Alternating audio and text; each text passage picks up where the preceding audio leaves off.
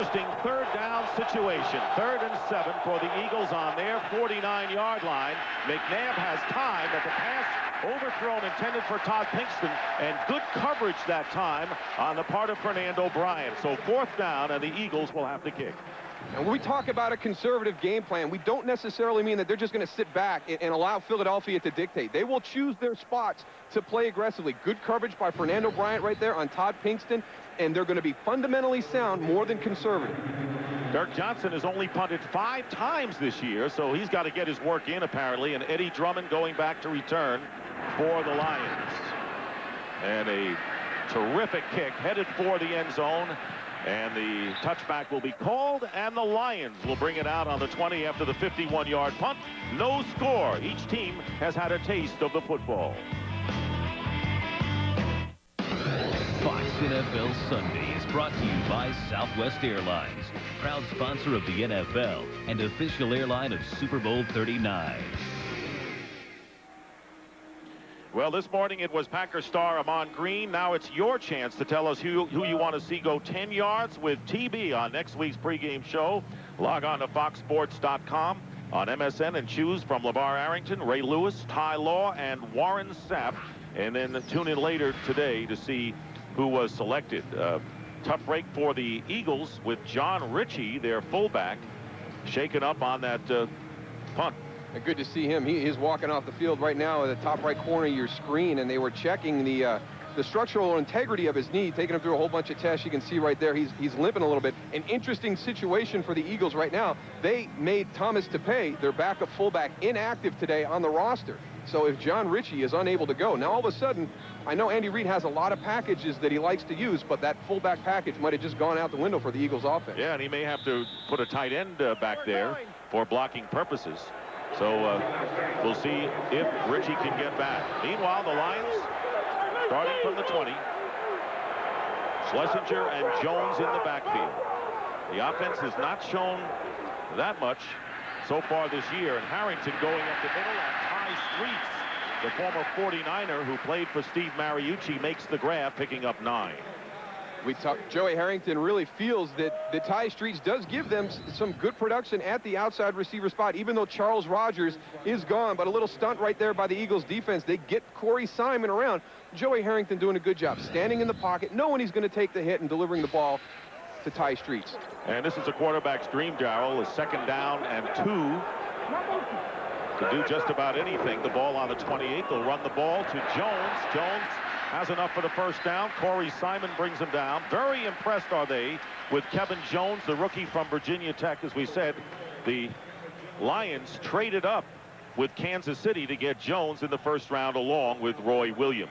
And there you see the woes of the Detroit Lions this year, especially in the 1st quarter. You talk about the 1st half in general, but the 1st quarter, they have gotten off the slow starts, and they cannot do that today against Philadelphia. Philadelphia is very explosive, and even if they are controlling the ball, not getting the points, but taking time off the clock, punting the ball effectively to force Philadelphia to go long distances. 1st down at the 33, and here is Jones trying to read his blocks and reading the defense very well. Nate Wayne inactive in the opening game against the Giants, came back big against the Vikings. And the Lions, as you mentioned, Harrington has had rugged starts this year, but he has been the most impressive quarterback in the league in the 4th quarter. He really has done a great job in the 2nd half and the 4th quarter in particular. But Kevin Jones going over to the sideline right there. One of the things he's going to have to learn to do in the NFL is just get the ball north and south. You can't bounce everything. And I know he had some success in college, you know, taking the ball up into the middle and then bouncing it to the outside. But the pursuit and the speed of the defenders in the NFL is so fast that there's sometimes you just got to press that hole and take what's there. So Artus Pinner, another impressive running back on the pitch, getting the call on his first play. And Pinner diving, you can see short of the 1st down by about 3, thanks to Mark Simino, the linebacker, and Brian Dawkins.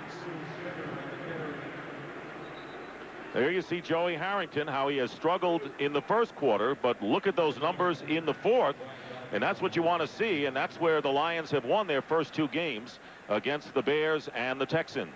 And historically, even when he was in college, he was doing a good job late in the games. And there goes Javon Curris, and a guy who has battled injuries for 2 seasons now. That is something that could change the complexion of this game again for the Philadelphia Eagles. Two critical guys leaving the field early. And Curse is replaced by Jerome McDougal. Here's the quick out to the tight end, Steven Alexander. But the Eagles are there. Only 1-yard pickup on 3rd down. So there is Philly. They may be 31st in the league as far as yardage on defense, but that is so misleading. They make the big play on 3rd down and force the Lions to kick it again. Well, they're not happy with their production. They don't want to be known as a bend but don't break defense. They want to be aggressive. They want to force 3 and outs and get their offense back on the field as quickly as possible. But they have done a good job in the red zone, and that's what Jim Johnston preaches to this defense. I can take the yards, but you can't give up points, and they've done that the first 2 weeks. Yeah, in the red zone and just giving up points. That is his personal barometer. Nick Harris with the kick. Reno Mahi calling for the fair catch on the 11-yard line. So a terrific kick, 47 yards. More important, no return inside the 20. Eagles ball when we return. Philadelphia Eagles will start from the 12-yard line after that exchange. They have not gone 3-0 in 11 years when they won their first 4 games. So this is a rarefied air for the Eagles. Can they keep it going on the road? Their first game of the year away from Philadelphia. 1st and 10 from the 12-yard line. McNabb's pass, and it's caught. You can see shy of the 1st down, and it's L.J. Smith, the tight end. John Ritchie going off in a cart moments ago. I tell you, you know that Philadelphia can do a number of things. They specialize packages with all the weapons they have offensively. But right there with Thomas Tapeh being made inactive today, you've just lost an entire package. Now, what that does, maybe Brian Westbrook now gets more touches. And that's always a concern when you've got your marquee guy who maybe is another one of the big reasons they're playing so well offensively. All of a sudden has to take 8 or 10 more touches. 2nd and 5. The give is to Westbrook, but a flag stops the play right there. Hey, how many more touches can he get? Carell Buckhalter out for the year. Prior to snap, false start. And a false start. Offense, number 71, 5-yard penalty, 2nd down. And Jermaine Mayberry, right guard, because he's been going back and forth like a bobblehead doll between right guard and left guard the last year. Sean Andrews gets hurt in the opener against the Giants, and Jermaine Mayberry has gone from left guard back to his typical right guard spot. But Steve Mariucci, one of the things that he wanted to do as the season progressed, number one, obviously, is to get that road jinx off their mind. They go down to Chicago, win the opening game on the road, but now he wants to build on that. He needs multiple wins. The other thing he talked to us about was creating a home field advantage, and you've got to be able to do that. You have to have that to take the next step, to get your fans in and force the opposition into tough spots when they're down deep in their own territory. 3 receivers on 2nd and 10, and the give is to Westbrook, trying to reverse and go outside, but the Lions are there.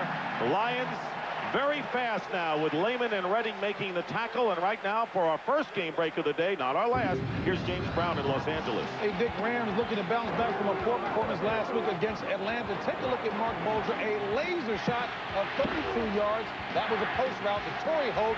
Touchdown on their opening drive. 7-0 Rams. Back to Dick, Daryl, and Tony. All right, thank you very much, JB. And now the crowd is full throat as the Eagles look at a 3rd and 9 on the 13. All 3 wide receivers line up to the left for McNabb. Someone gets a hand on his jersey. McNabb fires it and completes the pass, and it's caught by L.J. Smith for the 1st down. So there's the ad-lib play, and as Dick Duran of the Lions defensive coordinator said, McNabb can make plays when the whole thing isn't working, and he did there. You can't leave your man. I mean, you got to leave it up to the guys who are pressuring the quarterback, and if you have a spy or whatever technique you're using to corral Donovan McNabb, you have to let those guys do that job. As a cornerback downfield, you cannot come off your man, as Fernando Bryan is going to do here. You cannot come off your man and pass him by because you think Donovan McNabb is going to turn upfield. He stops. When he runs the ball, he is looking to throw. He doesn't want to run. That was a 25-yard gain. Owens went in motion, and the pass thrown underneath to Chad Lewis as the Eagles feel very good about their 2 tight ends. And there is the injury report on John Ritchie. He has an injured knee, questionable as to his return. There's little plays during the course of the game that become very important. And 3rd and 9, deep in the Eagles territory. If the Lions can come up with a stop there, all of a sudden the field position changes in the first quarter, and that's a huge play by Donovan McNabb and L.J. Smith. It gets them out of the hole. It gives them momentum. Now they're almost out to midfield again. 2nd and 5. Play action for McNabb. He's going up on top for Mitchell, and Mitchell makes the catch. Freddie Mitchell, and he got the defensive back turned around. Brock Marion and Earl Holmes, but it was Marion who got turned around, and a big gain of 48. And it's matchups. You've got a wide receiver going down the middle of the field. You've got your middle linebacker, Earl Holmes, turning and running with the number 2 receiver to the right side. That's a mismatch right there. And with all the weapons that Andy Reid has, it's just a matter of time that he starts to find out where these are. And if you're going to throw the ball deep, you've got to have some time. We talked about what the Eagles had to do up front with their offensive line group. So far, they are winning that battle down in the trenches. Freddie Mitchell making things happen. And now Westbrook and Dorsey Levens line up in the backfield, and the quick to Terrell Owens.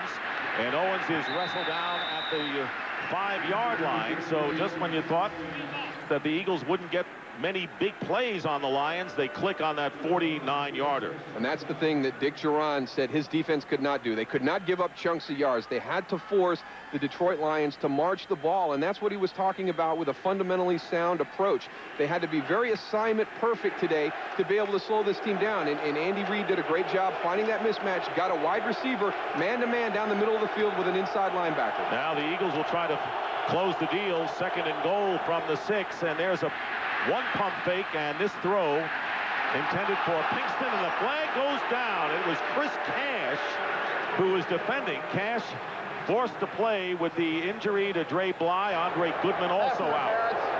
Defense, number 29. Ball in the end zone. The ball will be placed at the 1-yard line.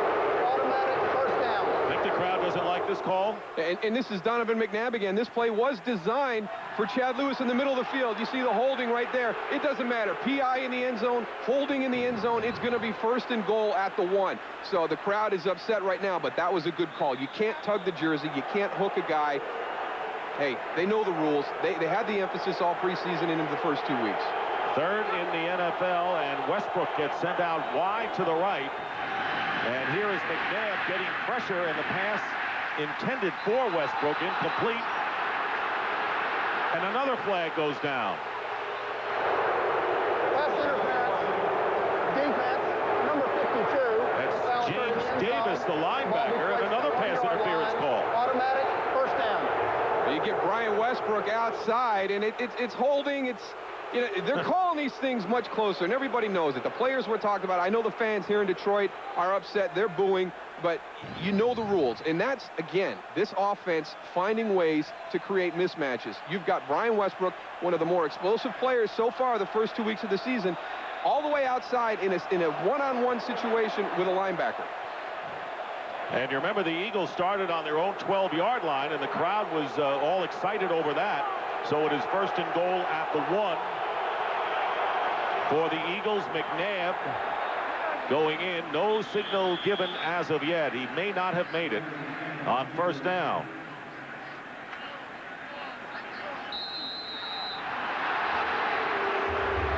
And the touchdown is finally signaled, so the ball had to cross the plane if McNabb did not. Again, that interior of the offensive line, you wonder if Andy Reid challenged them during the week, knowing the task that they had going against those 2 big tackles. But right there, that shows you some confidence. He calls the quarterback sneak right over it, right into the strength of that Detroit Lion defense. The Eagles' offensive line is definitely dominating right now. I think the big thing that you can see, Moose, is the Detroit Lions guys are not really playing together. You know, Dan Wilkinson and Rodgers, it seemed like they're on 2 different pages when you watch them down here on the field. Akers for the extra point with 2:08 remaining in the first quarter, and the Eagles take a 7-0 lead. And if it was anything deflating for the Detroit Lions, giving up the big play, a couple of penalties, and the Eagles take the 7-0 lead. 7-0 Philadelphia, and a return to Detroit for Marty Morenweg, who coached the Lions for 2 years and also was an associate of Steve Mariucci. Morenweg was told he was going to be back as the head coach in 2002, and then when Steve Mariucci was fired in San Francisco, Matt Millen, the president and CEO and my former partner, decided to go with Mariucci, and Morenweg and Millen had some hard feelings for quite a while, and it appears to be patched up. But Morenweg is back now, helping the Eagles, and Eddie Drummond returning the kickoff for the Lions, who trail 7-0, and Drummond is dragged down at the 22-yard line by Quinton Michael. So we'll see how the Lions respond in the waning moments of the first quarter. Fox NFL Sunday is brought to you by Nissan and your Nissan dealer. By Visa, proud sponsor of the NFL. Get ready for the game. By Universal Pictures Friday Night Lights in theaters October 8th. And by Sharp Aquos. Suddenly there's more to see.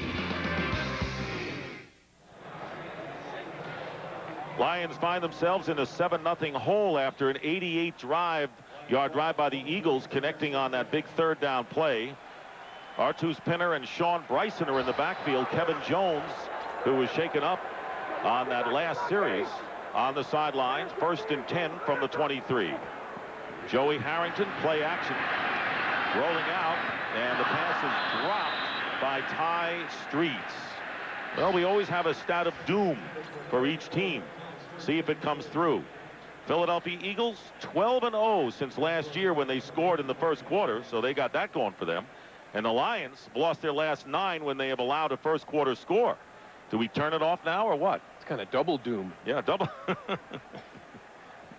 Corey Schlesinger on the sideline right now, one of the prototype fullbacks in the NFL, and on the line in Jerome McDougal replacing Javon Curse, who limped off the field. Hugh Douglas is in there as well, number 53, the veteran who hangs in there. 2nd down and 10 from the 23. Eagles showing blitz, and Harrington flush from the pocket. Flag is down, and Harrington going downfield, and the pass is it picked off? Brian Dawkins, no, could not hold on, and it is. It's an interception by Brian Dawkins, but a penalty marker down back at the line of scrimmage. Good pressure by the veteran Douglas. There are 2 fouls on the play. Offside, defense, number 29.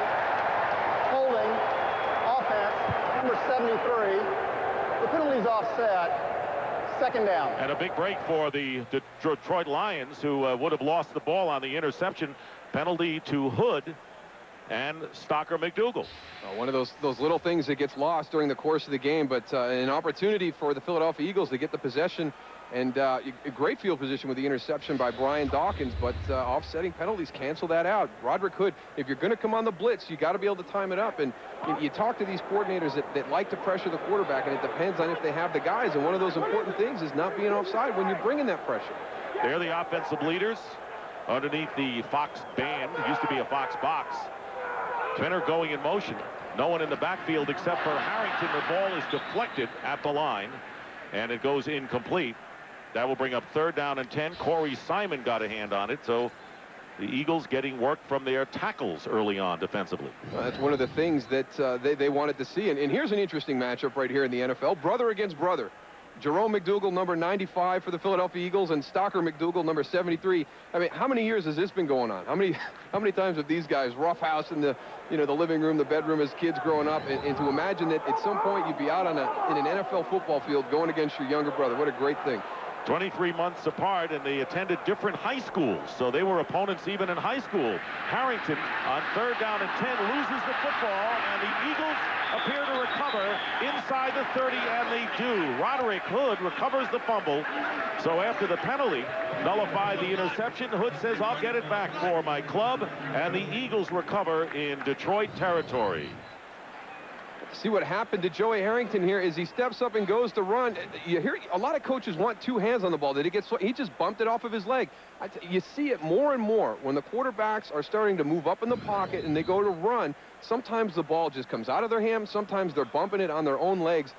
It's something you take for granted, but you start moving around. You've got to get that ball secure. You're not going to be able to throw it as you're running for your life. So just get it tucked away so nothing bad happens. Moose, this is a worst-case scenario right now for the Detroit Lions.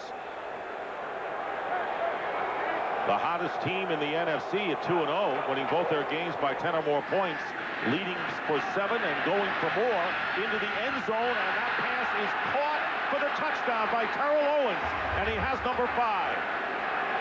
Tell you, we talked at the top what is different about this Philadelphia Eagle team, and we talked about the play at Donovan McNabb, but let's not forget about Brad Childress and Andy Reid and what they are doing calling plays. They are much more aggressive. Fernando Bryant, he's sitting on that route. He's waiting. They're not going to try and run a guy by me right now, and he doesn't get turned, and Terrell Owens goes right by him. But the aggressive play calling that the Philadelphia Eagles have done the entire season to start off, a much different approach, a much different philosophy than we have seen in the past.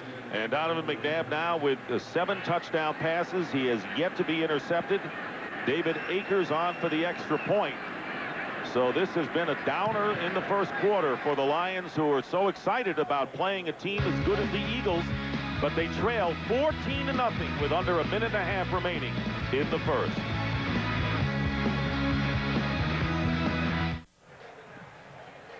One play, 29-yard touchdown pass, McNabb to Owens, and the Eagles picking up where they left off against the Vikings. What do the Lions have to do now, Moose, to really keep the wheels from falling off? Anything, something. The return team has been saved them last week, but everything that could have possibly gone wrong, everything they were worried about, big plays, they have one on the first drive. Short field, they turned the ball over last time, they have it. Everything. They were excited about this. He wanted to see how his team was going to respond to this type of situation. That is Steve Mariucci, and they have not responded well. Eddie Drummond returning that kickoff from about 5 yards in the end zone and brings it out just shy of the 20-yard line. 14-0. Terrell Owens, you could see what he has done in the game, but what does T.O. do in the pregame? We've seen him in the past do a route running series where he's in a full sweat before the game even starts. Now he's into this crazy band stuff, and what he's doing, he's stretching, he's getting warmed up. You're trying to prevent any type of muscle pull. You're working on your core. You're working on the areas that you think you have a problem with or you could have a potential pull. So he does everything possible pregame to get himself ready to go. 5 touchdown passes, matches the number of the receivers caught all last year for the Lions, as Artus Pinner, now handling the running back duties, picks up a solid 8 yards before Michael Lewis makes the tackle. For a second, I thought that Terrell Owens was going to be a rhythmic gymnast with the balls and the ribbons and all of those things. I want to see how he gets out of that thing at the end. He had them all over the place. Looked like they're trying to get him in a straitjacket. Javon Kearse back in the game at defensive end for the Eagles. There's the scoring drive, and it was a quick one after the fumble by Joey Harrington. 2nd down and 2. Nothing fancy for the Lions. Pinner driving forward, has the first down as he crosses the 30. And that may be the last play of this first quarter. So the Detroit Lions, will be interesting to see how they regroup going into the second quarter, being stumped by 2 scores. One of the things that Steve Mariucci has been impressed by this Lions club in the first 2 weeks is its resiliency and the character of the guys. You know, they have been in positions where things have gone wrong. The opening game, they lose Dre Bly. You know, guys are dropping like flies. It could be the same old for the Detroit Lions. They hang in there, they battle. They've won both their games coming from behind. So he likes that part, but when you're going up against a team like the Philadelphia Eagles and the way they have started, you've got to play nearly a perfect game when there's kind of a mismatch, and the Lions have not done that so far. And that is the end of the first quarter. Moose with the score. The Eagles 14 and the Lions 0. And Fox NFL Sunday will continue after these messages. And the start of the second quarter here at Ford Field in Detroit. Dick Stockton, the Moose, Daryl Johnston, and the Goose, Tony Siragusa on the sideline. The Eagles, impressive, taking a 14-0 lead, and the Lions looked a bit shell-shocked in that first quarter. First down from the 31-yard line, and Artus Pinner, not much off the left side. Pinner, who is a 4th-round draft choice last year, is stopped by Mark Simoneau after no gain. Lions losing their 3rd game the last 5 times since they were 2-0. So that doesn't bode well for them. You know, there's a lot of stats of doom out there for the Lions. I hope they didn't read any of this stuff before they took the field today. Or if they have monitors down, they shut them off in a hurry. Stop looking at that. There's no good news up there. 2nd and 10. Harrington stepping up, and Harrington going deep. And there is the rookie Roy Williams with the first pass attempt to the rookie from Texas, taken on the 7th pick and has been a star in the making in the early going. Was covered by Lito Shepard downfield, so it's 3rd and 10. With a little bit of help, too. And it was funny to hear Joey Harrington say that, hey, you know, the secret's out about Roy Williams. The first 2 times, you know, we might have been able to sneak some things by people, but his performance last week, everybody's going to be watching for him. He has become the #1 guy with the injury to Charles Rogers, but this guy is special. And he does not break stride when he catches the ball. He takes the ball out of the air. He doesn't catch it. He takes it out of the air when it gets near him. Had to give away 2 game balls after 2 touchdowns, his first of his NFL career, and this pass will not get the first down to Roy Williams. First reception of the game will be shy by 2 yards. Williams had to give 1 ball to his mother and 1 to his brother, but those won't be the only 2 he gets, and not getting to the sticks is something he'll hear about as he gets to the sideline with 4th down coming up. The fact that he couldn't catch it cleanly and make a play after he caught the ball, because that's where he's dangerous. He is a big, physical wide receiver. The Eagles bring pressure. He gets manned up, and he just couldn't get it secured cleanly enough to be able to make a play after the catch. Mahi ready to return the kick by Harris. Reno Mahi inside the 15. Backpedals in a bit of trouble, and down he goes. Well, the Eagles are back around the 13-yard line. Last time they were back there, they went the distance. We'll be right back. Fox NFL Sundays brought to you by Ford. The next Ford Super Duty. Tougher, stronger, smarter. By Singular, the wireless company that fits you best. By Tiger Woods PGA Tour 2005. Tiger Proofing. It's in the game. And by Miller. There's good enough and there's better than it has to be. Miller, good calls. And welcome back to Ford Field, where the Eagles have run out to a 14-0 lead. Donovan McNabb, sharp as usual, 8 of 9. And there you see the possessions for the Eagles after punting on their first possession. 2 touchdowns, scored 40 seconds apart. And the Eagles begin from the 13-yard line. Here's Westbrook.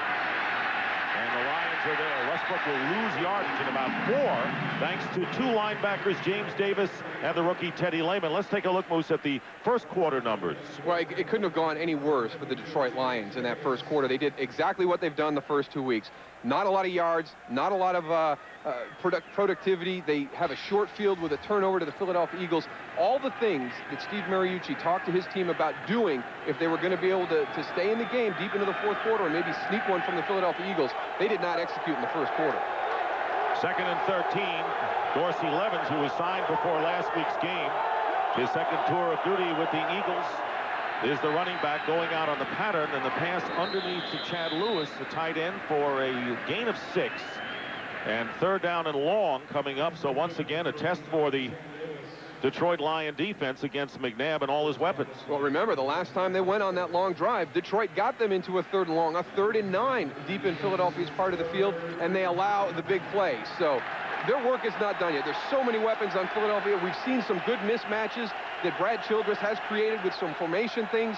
You know, they put so much pressure on you. I mean, you were working every single snap to guard against the big play.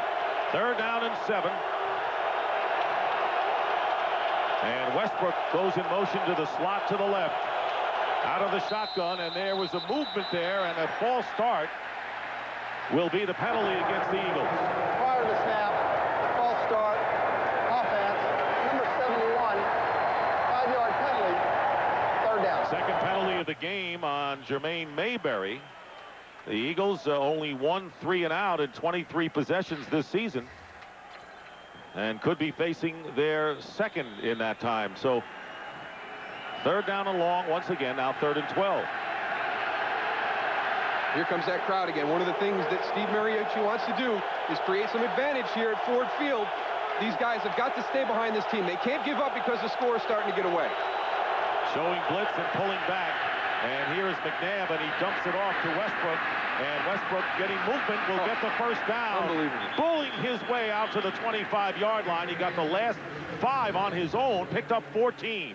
How would you like to have this as your safety net if you're a quarterback? You slip him out in the right flat. Here comes the offensive lineman out, a block by Freddie Mitchell. 2 guys, but as you pointed out, Dick, right there, there's 3, 4 guys converging on the tackle short of the first down. And this is what Brian Westbrook has done the first 2 games of the season that has impressed me. How physical he runs, how downhill he is, shoulders low, and always moving forward. To be able to convert that, it's like they don't even care if they get in 3rd and long. Look at the yardage, all passing except for 1 yard. And this pass caught by Greg Lewis as one of the Lion defenders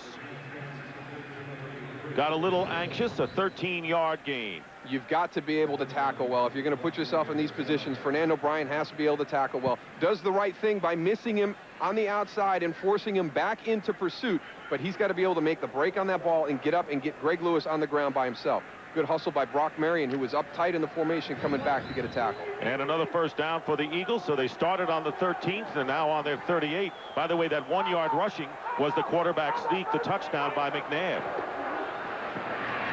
McNabb's toss, and it is caught by Todd Kingston. And they get about 5 or 6 yards on the play. Kevin Jones went out with a right ankle, as you have been seeing. R2 Spinner getting most of the action. Questionable is his return. So Jones, the running back for the Lions. Ritchie, the fullback for the Eagles. Both out and may not get back. Goose? No, I'm watching Sean Rogers. That guy is a force in there. I know they're down by 14, but this guy is giving everything he's possibly got. Really getting in the face of the quarterback. Doing just a tremendous job. I'm just having so much fun down here watching this kid, man. You like this guy. Here is Westbrook on the handoff, and he is tackled short of the 45-yard line. No gain on the play. Good play from the secondary by Brock Marion, but right now Rogers should fix up the uniform a bit. Huh? Oh, you got to show the jacks off. You got those big biceps. Got to let everybody know about it. But they're doing a good job stopping the run. You made the point that they've got 1 rushing yard. It's on the quarterback sneak, but they've got to find a way to slow down this passing game for the Philadelphia Eagles. You see right there, completed 9 consecutive passes. He's having too much time in the pocket, and the critical spots on the defense where they have some youth and inexperience is at the linebacker and secondary positions. They've got to get pressure with their front. Andy Reid's kind of game. 9 straight completions and make it 10 as the pass caught by L.J. Smith. And a first down to the Lion 40-yard line, picking up 16 yards. Smith has 2 touchdown catches already this year. Well, you've got 2 choices. Either you bring everybody and force them to get the ball out quick, or you drop back and put everybody in coverage. But the Eagles right now are finding some open zones. Right there, L.J. Smith coming across on a deep crossing route in front of Bracey Walker. And what do you do? I mean, how many guys do we call? You know, Brian Westbrook with a critical 3rd down conversion. Here comes L.J. Smith, and you've had, Terrell Owens on a deep ball, Greg Lewis. And there's so many weapons on the offensive side of the ball for the Eagles. And play action, and going deep. And here's Terrell Owens, and the ball knocked away. No flag down as Fernando Bryant, who was beaten once by T.O. for a touchdown in the first, with him all the way that time. A good job in coverage by Fernando Bryant. You remember on that first touchdown pass, he kind of sat on the route, whether Terrell Owens was going to run the comeback or the hook. That time Fernando Bryant runs with him shoulder for shoulder, actually a little bit deeper than him. And I like the way the officials call this. This is the way it should be. That's all incidental contact downfield. And Bryant was going for the ball. That was the big plus for him. Had his head turned around trying to pick up the ball as it came in. 2nd and 10, so the Eagles, in essence, threatening again, leading 14-0. McNabb already has thrown to 7 different receivers. And another play-action pass, and wide open is Westbrook. And finally knocked out of bounds by Holmes. He'll mark the ball up a few yards to the 38, so give him 3 when it's all said and done.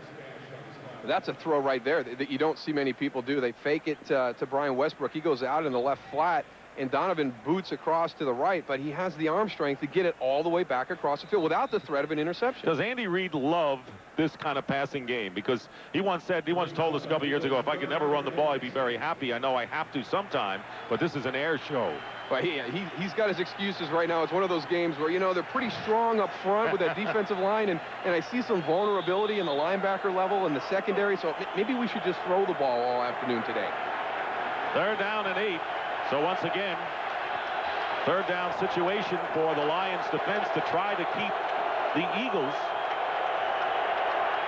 from continuing this possession.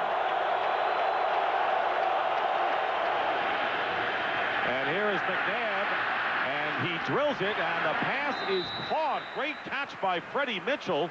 And the Eagles had thought that Mitchell would have some room inside the middle of the field. A 14-yard pickup, and guess what? Another first down. That is the throw that Donovan McNabb is making this year that he wasn't making last season. And the Eagles lining up now as we wind down to 7 minutes to go in the second quarter. It's been all Philadelphia. The Eagles looking for their first 3-0 start in 11 years.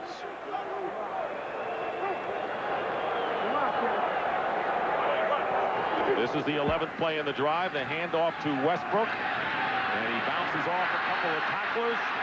Westbrook almost scoring the touchdown as he gets to the 1-yard line. And the Eagles unstoppable here in the first half as Westbrook gets 23 on that run. You got to finish the play because Brian Westbrook goes up inside, gets bounced back. Now watch all the Lions kind of relax for a second. Everybody gets up into that mix. And then there's the strength again. Okay, that's almost 10 more yards after first. Well, actually, let's go back to Tenny Lehman, 54 back there before we even get to Bracey Walker. And this guy just runs through tackles, and that's not the type of player I thought he was when the season started. I thought he was the turn-the-corner, big play guy. You put him between the tackles, he is very physical running the ball. No Staley, no Buckhalter because of injury. It's been all Westbrook. And there is the rollout and the throw into the end zone. Touchdown. A touchdown by Mike Bartram, the long snapper who comes in as the third tight end. And the Eagles jump in front 20-0. No letdown for them after Monday night. After the touchdown, unsportsmanlike conduct, taunting, offense, 15 yards will be assessed on the kickoff. The touchdown counts. You got a partner for the touchdown celebration? It's taunting. Well, you know, he's a long snapper. You know, he doesn't get many chances for this. This is Mike Bartram. He's the third tight end in the goal line short yardage, but his job primarily, now watch this. He's going to snap that ball 20 yards downfield to Donovan McNabb. So he gets to do a little bit of that, but that may be the only thing that Philadelphia has done wrong up until this point this afternoon. That is true.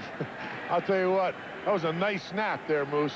That had to be about 25 yards.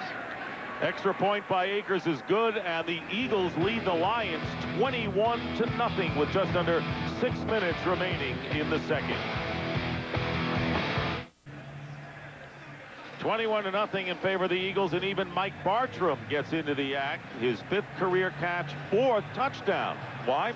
Probably no one worries about him when he lines up. That's a pretty impressive percentage. 88% touchdowns on my receptions. I was going to say some fantasy league player would like to grab him, but probably not for the long run. It could be over a 12-year career. I mean, how long has Mike been playing? Maybe the percentage is there, but the productivity is not with it. So after the unsportsmanlike conduct, the Eagles will be kicking off from their 15 instead of the 30-yard line.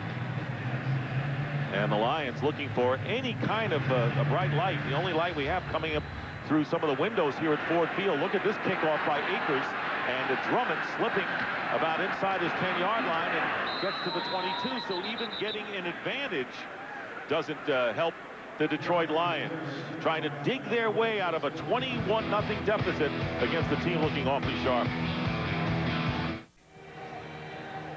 3-touchdown lead for the Eagles with 5:53 to go. Last time we talked, we said the wheels may be coming off for the Lions. I'm not so sure they have it now. Yeah, they might need to go get the jack and get the wheels put back on before they do anything. And everything that could go wrong for them has. And they wanted to find out how they were going to do in this type of game. And I don't think Steve Mariucci can be too happy with it. Tony, got any ideas down there? No, I just, looking at the monitor, you guys look pretty cute. The one thing that I do want to point out is Joey Harrington has happy feet what a defensive lineman talks about. You know, a defensive lineman will go and look at a quarterback, and if he has his feet planted, and that's what he's want to do, what he wants to do, you want to disrupt him as much as possible. Jimmy Johnson, you know, talk about giving pressure or putting pressure on a quarterback. You put pressure on a quarterback by a couple things, sacking him and also disrupting him. And I think he's not very comfortable sitting in that pocket right now. No, it's apparent, Goose, that he's not, and they certainly are distracting him. He gets the 4-yard completion to Artus Pinner. So, again, Harrington going against a Jim Johnson defense, and Johnson said, look, I'm going to blitz more than ever because on the road, that's when you get the crowd out of the game, and they've done that. And he knows he's got some youth at some critical spots when you're talking about pass protection. 2nd and 7, Sean Bryson, the 3rd running back, straight ahead for the first down to the 34. And for a game break, let's check in with James Brown again. Hey, Dick, you've heard it too often. Culpepper to Randy Moss. Take a look at this jump ball. R.W. McCordis has no shot at Moss. 8th consecutive game with a touchdown reception. That's a franchise record.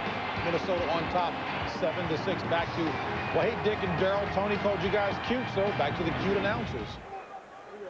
You prefer handsome. I have no comment on those comments by Mr. S. 1st and 10 from the 35. Pinner is back in at running back.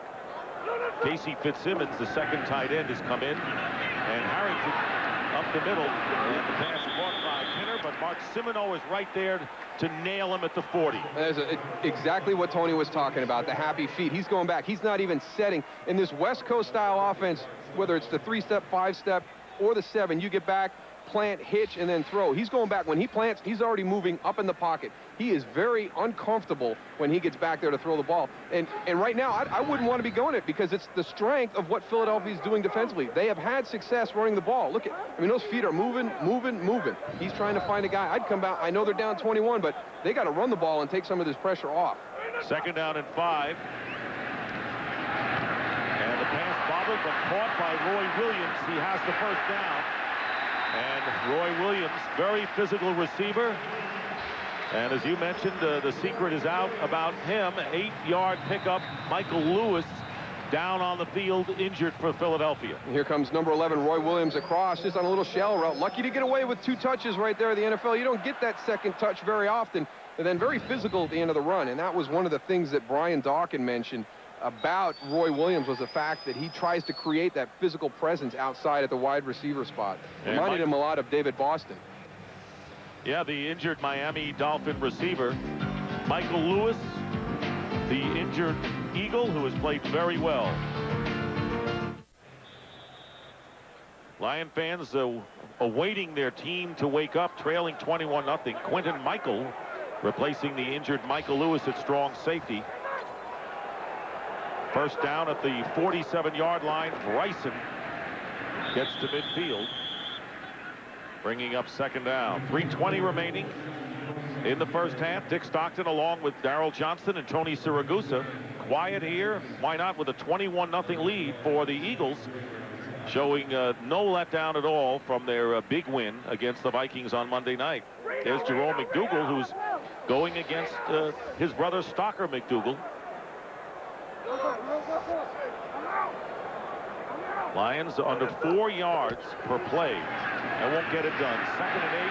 Harrington steps up and tries to get it to Roy Williams, but it's too wide, and covering him was Mark Simoneau. There was an opportunity there, Moose. They've had a couple. They've had Roy Williams once down the field deep and overthrew him on that one, and then coming across on a deep crossing route, gets it out a little bit too far. And I think a lot of it goes back to what Tony's talking about. Happy feet. You're not feeling comfortable in the pocket, and when you play against a West Coast style offense, which is what Steve Mariucci and this system is about, it's based on rhythm. And you know, Jim Johnston knows that. He's faced this style several times. You don't want to let him get comfortable with this 3-step drop, you know, the reverses and all the different things that come out of this philosophy.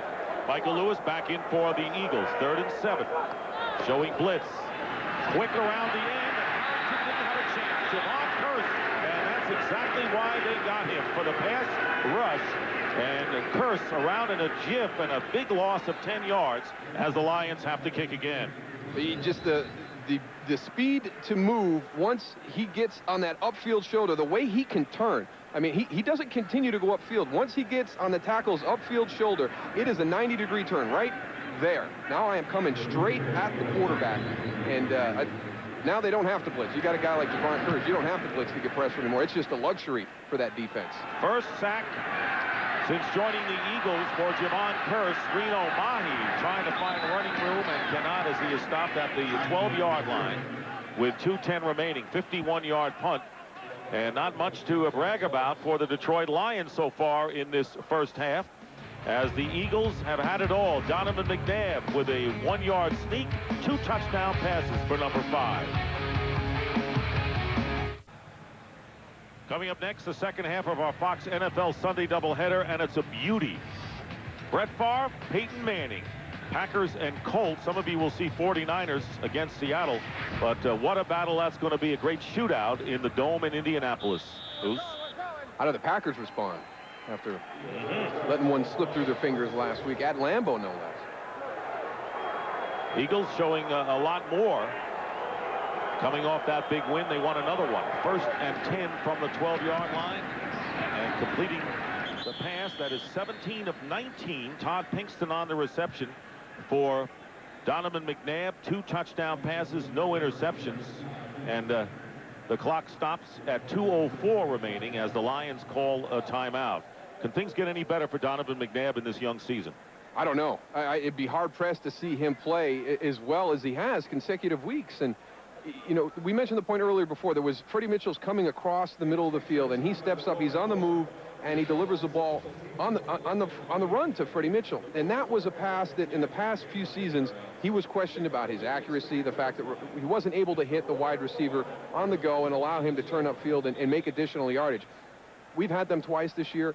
I have not seen those throws so far from Donovan McNabb. He is putting the ball into small places. He is allowing the receivers to turn and run. And I tell you, I'm perplexed. I'm trying to figure out what is different this year than last year. And it can't just be the addition of Terrell Owens. And there's something else that's out there. And he won't tell you. Nobody will tell you. You can't figure it out. They have some secret ingredient here that they don't want to share with anybody.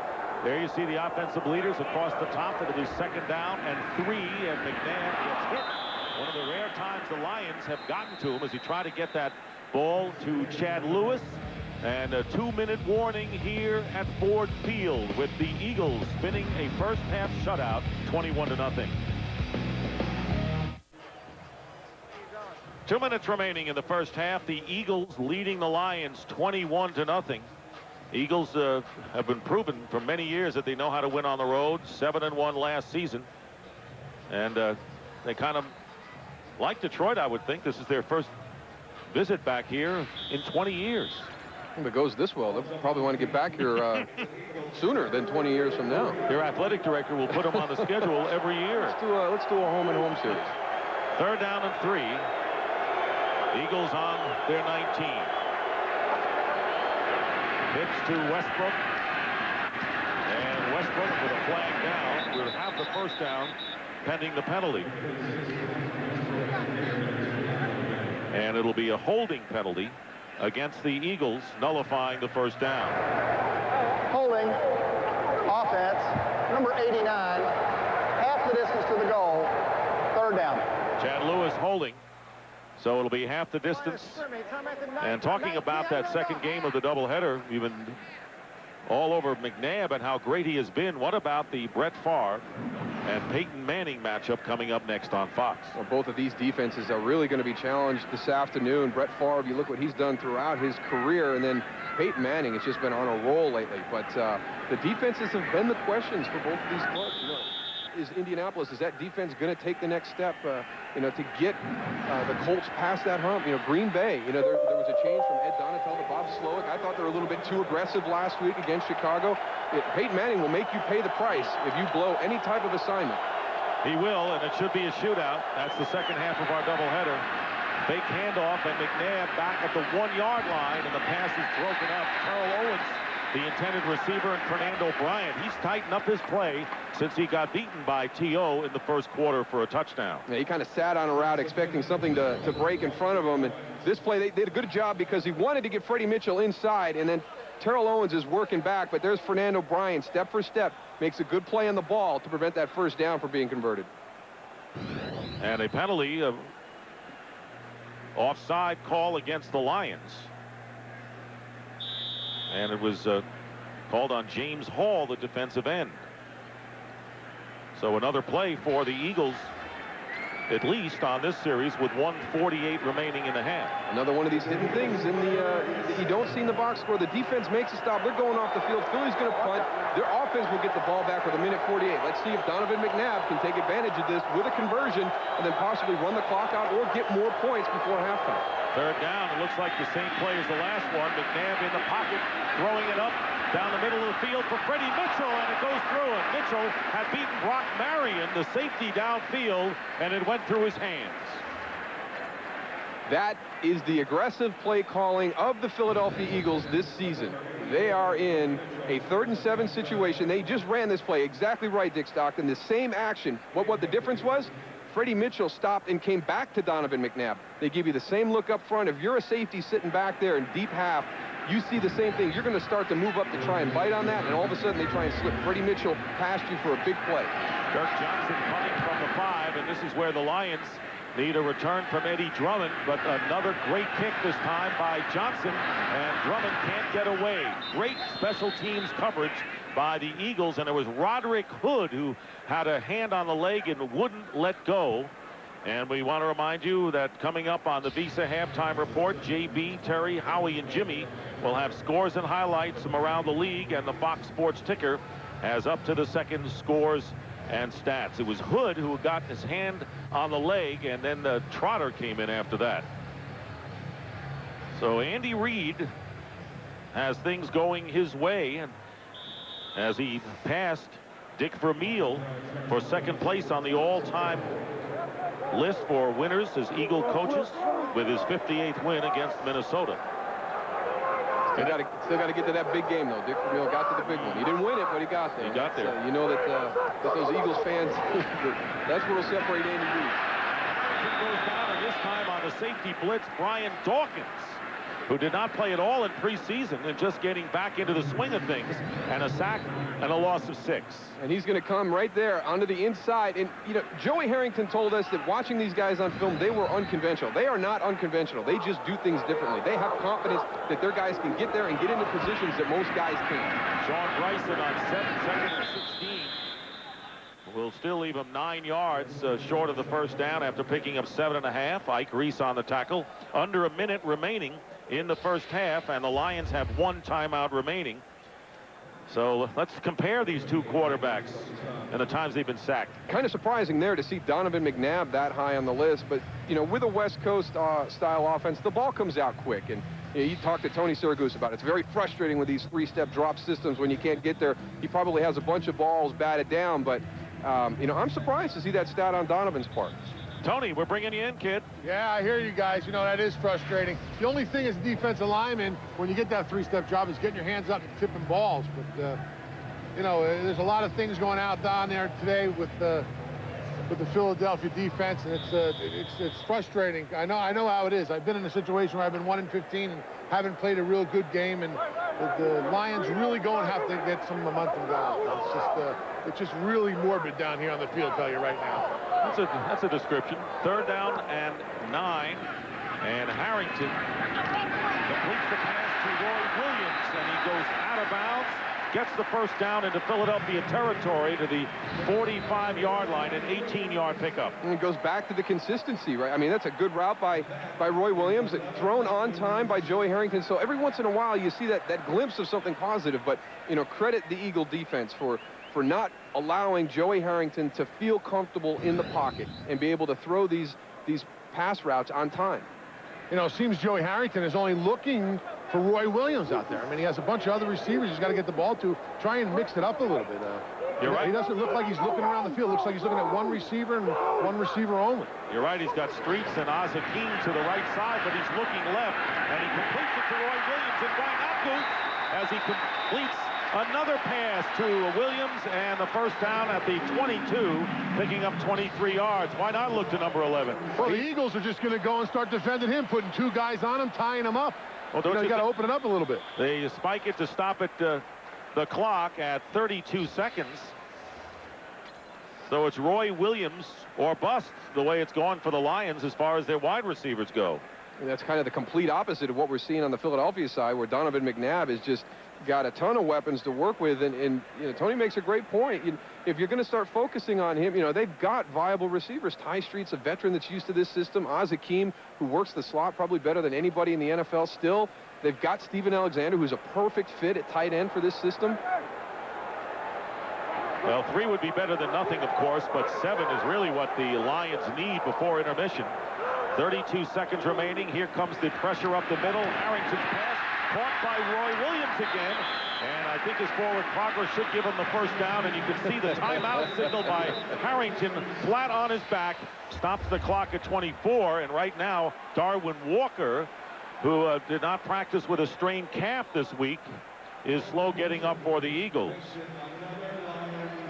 He was just laying there on top of Joey Harrington, and everybody was screaming, thinking that he was just trying to run the clock out, but he is banged up.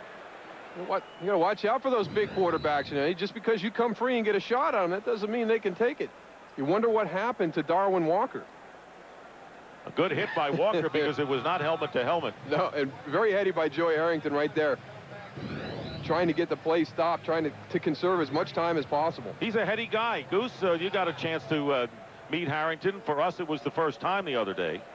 You know, he seemed a little different than what I expected. He was, you know, I thought he went, you know, and was a little bit too overconfident, you know, in the meeting, and you know, just a different kind of guy. Not a meat and potato guy, but a very, you know, sophisticated man. That's as much as I can go into right now, Dick.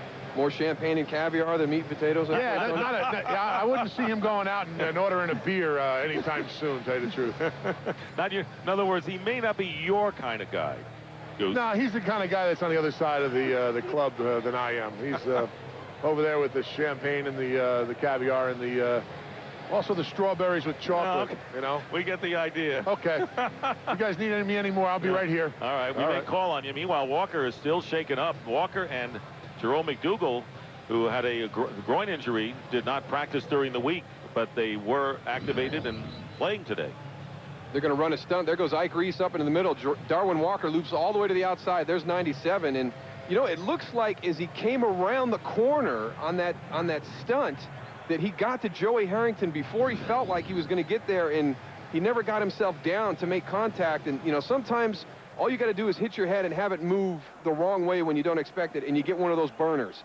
And you know, that looks like what might have happened, because I think he came so clean and he just wasn't ready for contact. At a point, Harrington called for the timeout, but they don't charge the Lions for one because of the injury inside 2 minutes to Philadelphia. The timeout was given to the Eagles, so Detroit still has one timeout left. And here is Harrington drilling it. Caught for the touchdown to Roy Williams. He crossed the plane. 12-yard touchdown pass, and that will give the Lions a boost, which they need badly. Brian Dawkins, talk about physical play. Dawkins on Roy Williams, Moose. Well, this is a double move. You watch right there. He goes to the outside, then breaks back across. Another reason why Philadelphia has brought a lot of pressure. Number one, they're on the road. Number two, they've got some young guys at critical spots for the coordination, but they knew that Detroit was going to try some double moves on them. They wanted to shorten that time in the pocket that Joey Harrington had. But right there in the red zone, they're able to execute, protect, and allow Joey Harrington to get the ball off. A 12-yard touchdown pass. Third TD catch in 2 weeks for Roy Williams, and Jason Hanson getting a chance for the extra point, and he's good, and the Lions finally score with 20 seconds remaining in the first half. It's 21-7, and at least the Lions can take a little breath. Speaking of taking a breath, you know, when the Goose is loose, you wonder where he's going to wind up. Well, we sent the Goose on the loose in Detroit when we got here.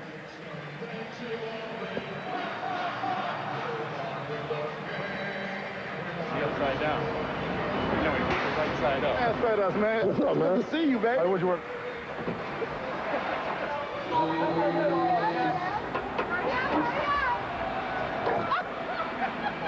I get it. Yeah. Thank you.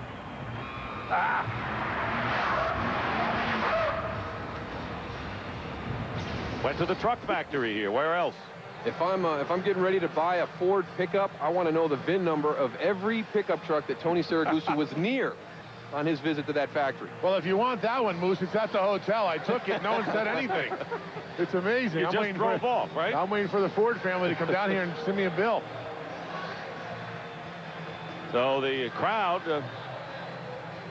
feeling a bit jovial for the first time today. The Eagles took a 21-0 lead, and the Lions self-destructing as well, and now Detroit back in the game somewhat. Some of that resiliency that Steve Mariucci talked to us about, the character of this team. They never give up. There have been times in the first 2 weeks that they could have fallen back to the, oh, here we go again thing, the same old Lions. They find a way to battle back in, and that's an impressive drive at the end of the half. Hanson hits a roller, and it's picked up kicks at the end of the half. At the 30 by Reno Mahe, and you can understand why, because the Eagles will get the ball at the 49 of Detroit with 12 seconds to go. Again, the Visa halftime report. JB, Terry, Howie, and Jimmy, you won't want to miss them. Scores and highlights, a Fox Sports ticker, and another injured player for the Philadelphia Eagles. It's Jason Short. Now he's up and limping off. Just kick the ball deep. You do it all game long. And you get to a certain point of the game and you want to squib it because you don't want anything bad to happen. Just challenge the other 10 guys to go out and make a tackle. We've seen it backfire so many times in the last 2 years. Are you telling me by kicking it off deep and going down in coverage that you can't beat the field position that you've got right now? Well, 12 seconds to go, and the Eagles have 2 timeouts. Not much time, however. That may not be the factor. Hey, they had that one-play 29-yard drive early in this half. Right. It doesn't take a whole lot of time for this offense. And you're up 21-7 against the Lions. Why not take a shot? They got 3 wide receivers of the 4 to the right. And here is McNabb drilling it, and the pass incomplete. Freddie Mitchell had a chance for the catch, and Chris Cash defending. So 7 seconds remain. And the Eagles right there trying to get 3 points. They've got David Akers, who's a great kicker. You put 3 people on the other side, and you try and slip Freddie Mitchell over there on a comeback route. He's got to make that catch because that puts you at about the 39. And David Akers, he's got quite a leg here in the NFL. Inside, I think he might be able to go 55, 56 today. You know, before the game, Moose, I saw him kick a 60-yarder. There you go. 60-yarder right through. Made it by about a foot. Second down and 10, but 7 seconds, and the clock really. Here's the Hail Mary, and a flag is down, and the ball is batted up and intercepted in the end zone by Terrence Holt. But there's a penalty down, and if it's against the Lions, the Eagles will get another opportunity. Time has run out. Prior to the pass, illegal contact, defense, number 29, 5-yard penalty. The period will be extended by 1 untimed down. So it's Chris Cash on the penalty, and the Eagles do get another chance. They got to defend one more play, and it's similar to what we had earlier when they had made a stop on 3rd down, and they were offsides. So they get the 5-yard penalty, another chance, and then they convert it.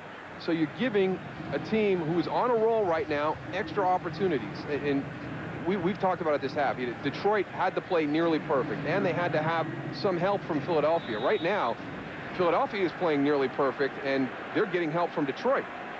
Well, right now, this would be a 61-yard field goal for Akers, and Tony just said he was kicking him from 63. But he only had a foot to spare. Well, that's all you need sometimes. Foot, feet.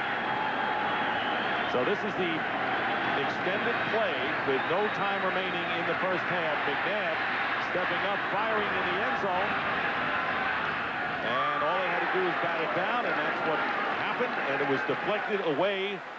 Roy Williams was good hands guy. How about him? Back there as a defensive back, helped break up the play, and that is the end of the first half. The Lions show something late, but the Eagles had it all early. McNabb with 2 touchdown passes and a 1-yard touchdown run before Harrington hit Roy Williams. That is the end of the first half with a score: the Eagles 21, the Lions 10.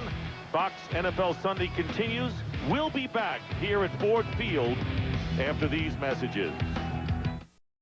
Teams coming back on the field, getting set for the 3rd quarter with the Eagles leading the Lions by a score of 21-7. Daryl, Johnston, and Dick Stockton, but you could read that on the lower part of the screen. Okay, now where are we now with the Lions scoring late? It's 21-7, but that leads you to the same kind of script that the Lions have written for themselves in the first 2 games. And the one thing that they couldn't do, they couldn't come out against Philadelphia and have the slow starts that they've had week 1, week 2, and wait for special teams to try and keep them in the game. The 4th quarter has been their best quarter during the course of a game. They're going to have that today. Now, Philadelphia, let's go the other side. Can Philadelphia finish this game? Kind of disturbing the fact that they allowed Detroit to go down the field and get 7 points at the end of the half when they had dominated the entire half. So, you know, they've got to come out with the same intensity they took the field with and finish this game. Well, Roy Williams has been found by Mr. Harrington, and let's take a look now at the first half statistics. And you see the Lions out rushing the Eagles, but look what the Eagles have done in the passing department and so on down the line. A 3rd down, the big one, 4 for 6. And 3 of those 3rd downs that they converted were 3rd and 7+. It's an area that you're trying to get your opposition in as a defense, and Detroit just couldn't finish the deal on 3rd down. Now let's take a look at our fantasy halftime stats. That's what they look like. And for the latest in fantasy stats, log on to foxsports.com. Big first half for Donovan McNabb. 3 touchdowns, 2 as a passer, 1 as a rusher. Kevin Jones shaken up, hurting his ankle, and John Ritchie, the fullback, went out. Terrell Owens and Roy Williams have each caught a touchdown pass. The Goose, are you loose on the field right now? Yeah, I'm just going over to the Eagles sideline. I see Coy Detmer warming up. I don't know what that's about, but be interesting to see if he gets in. And the attitude on the Eagles sideline seems pretty good. You know, it's pretty hard when you score 21 points real fast to start believing that the game is over.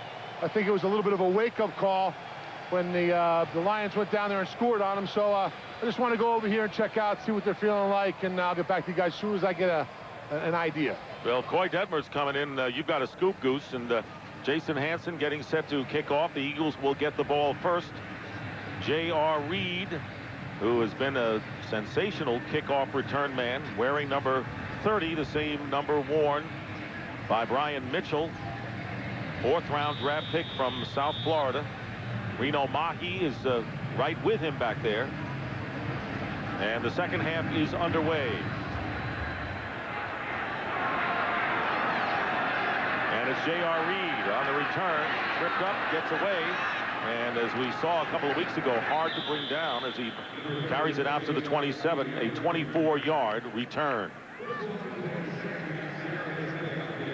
There is Hank Fraley, and of course the Eagles using more of the shotgun than they have in the past, not because of that man, Donovan McNabb, because Fraley used to be a tackle at college, and Robert Morris wasn't always that comfortable as a shotgun center, but the Eagles have gone to it a lot more. And Fraley has worked on it during the offseason.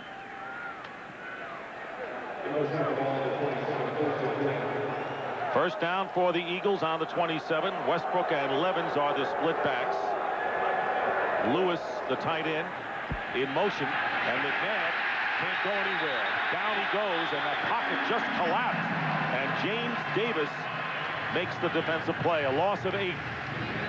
Well, right now, you know, you go to that start, and it's not what you want when you're a Philadelphia offensive lineman. They controlled the line of scrimmage the entire first half. That's just good effort by James Davis right there, never giving up, beats Artis Hicks back to the inside with a spin move. And we never really saw Donovan under pressure where the pocket collapsed around him. And there's Dan Wilkinson, 72, and Sean Rogers, 92, getting that good push up the middle, but not allowing Donovan McNabb to escape.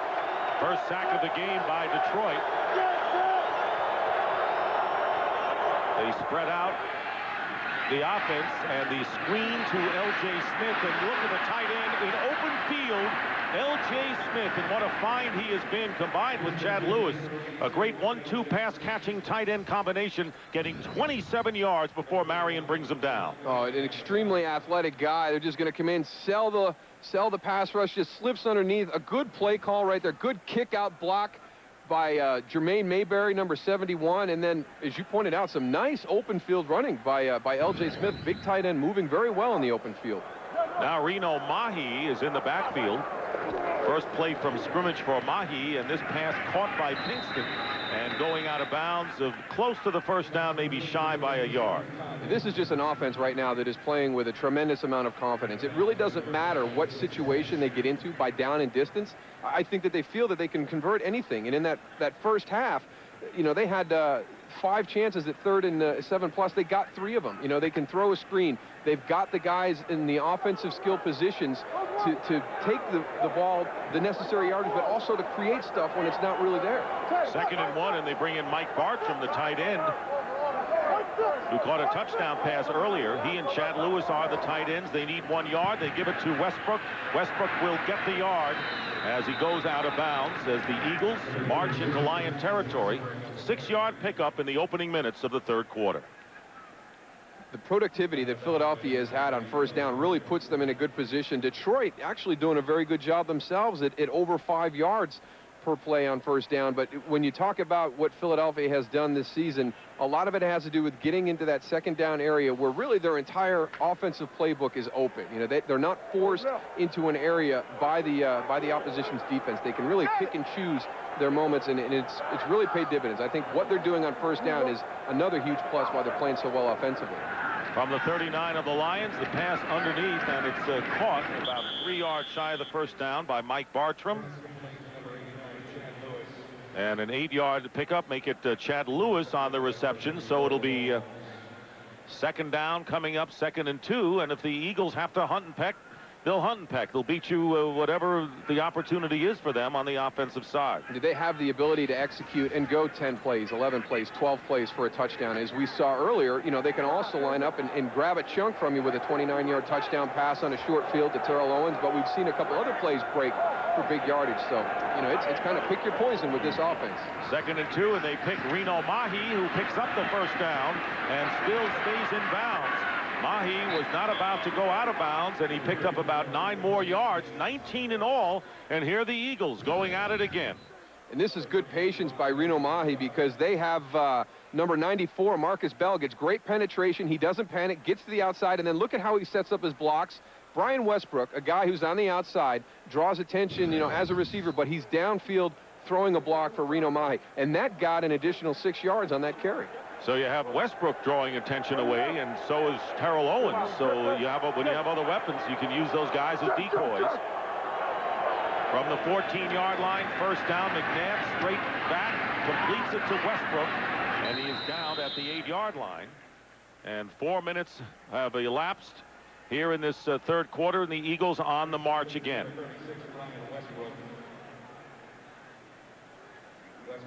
And there you look at what Donovan McNabb is able to do on those second downs. I mean, not only is he getting into situations where the down and distance is in his favor, but look at the productivity. 19 touchdown passes, only 3 interceptions. You know, the highest rating is there, and I think that's because that entire offensive playbook is open up for him to be selective with his plays. And 5 for 6 today, and the handoff up the middle to Westbrook. So 5 for 6 for 93 yards for McNabb on second downs. And now we'll have a third down play coming up for the Eagles, already in solid field goal range for David Akers. Eagles took a 21-0 lead before the Lions staged a late flurry and scored their touchdown. Third down and 4. Daryl Owens coming out to the right, being watched by Fernando Bryant. Now starting back in, and it's a fake end around, and the pass open in the end zone, and it is nearly picked off. Nearly an interception by Bracy Walker, and Walker knows interceptions. He snuffed out the Chicago Bears' final threat with an end zone pick in game 1. Oh, Donovan McNabb gets lucky right here, just a little bit underthrown to Chad Lewis. Bracy Walker gets his head around just in time. Levens almost grabbed it. Yeah. He almost tipped it right to Dorsey Levens. Just a little bit underthrown right there, but a good play on the ball. And there you see it almost comes right to Dorsey Levens. Bracy Walker, a good job finishing the play. So David Akers on to attempt a 26-yard field goal. How about this? 20 to 29 yards. Perfect. As he remains so with a 26-yard field goal as the Eagles stretch their lead to 24-7. 9:41 on the clock in the third. Fox NFL Sundays brought to you by Southwest Airlines, proud sponsor of the NFL and official airline of Super Bowl 39. Great sports fans in a great sports city in Detroit, and the Tigers improving somewhat. The Pistons are the defending NBA champions as you look at the scoring drive on the opening drive for the Eagles. And the Red Wings, well, no hockey this year. Yeah, the lockout. And the Red Wings, this is hockey town, you know. Eddie Drummond in the end zone has been able to get unleashed. Good coverage by the Eagles, and you know they concentrated on that this week, knowing how well Drummond has done. We'll be back 24-7. It's Philly. You know, Daryl, we've been talking about the Philadelphia offense and how impressive it's been really all year, but the defense, of course, plays a huge role for a team that's gotten to 3 NFC title games, not getting to the Super Bowl, and the defense is a critical area, especially with the 2 corners. A team that has a lot of offensive stars, but this has really been a defensive team for the last few years, and they don't like the stigma right now of the fact that a lot of people are calling them a bend but don't break defense, because that has never been their style. They've given up a lot of yards, they tightened down in the red zone, but today they have played well, even in between the 20s. Of the first half gave up a play, but Dhani Jones right there making a good play on Steven Alexander down the field. You just get that ball out a little bit farther, Joe Harrington, because you've got a guy, you've created a matchup, You've got him right there. That's a very athletic play by Dhani Jones. Well, who wouldn't want 3 and out? And that's really what Jim Johnston wants to preach. But I'm impressed with the way the Eagles have come here as Kearse leaves the field again, was shaken up in the first half, knowing that they had a team in weight that was 2-0 on their home field. Any opportunity for these guys to have a letdown, the coaching staff did a great job of preventing that. And I know that Andy Reid said he was going to find out about some of the new players on his team. And I think what he's found out has been very promising, because these guys have not come here and expected to win and just showed up and walked out onto the field. They have come, they have executed, they have done their game plan both offensively and defensively. And some of the things that Detroit has done well this season, the first 2 games, the play of their interior defensive line, I think that Andy Reid has to be real happy with how his center guard area did there. The fact that Eddie Drummond has not been able to establish any type of good field position for this offense. The kickoff coverage team for the Philadelphia Eagles, rose up and met a challenge today.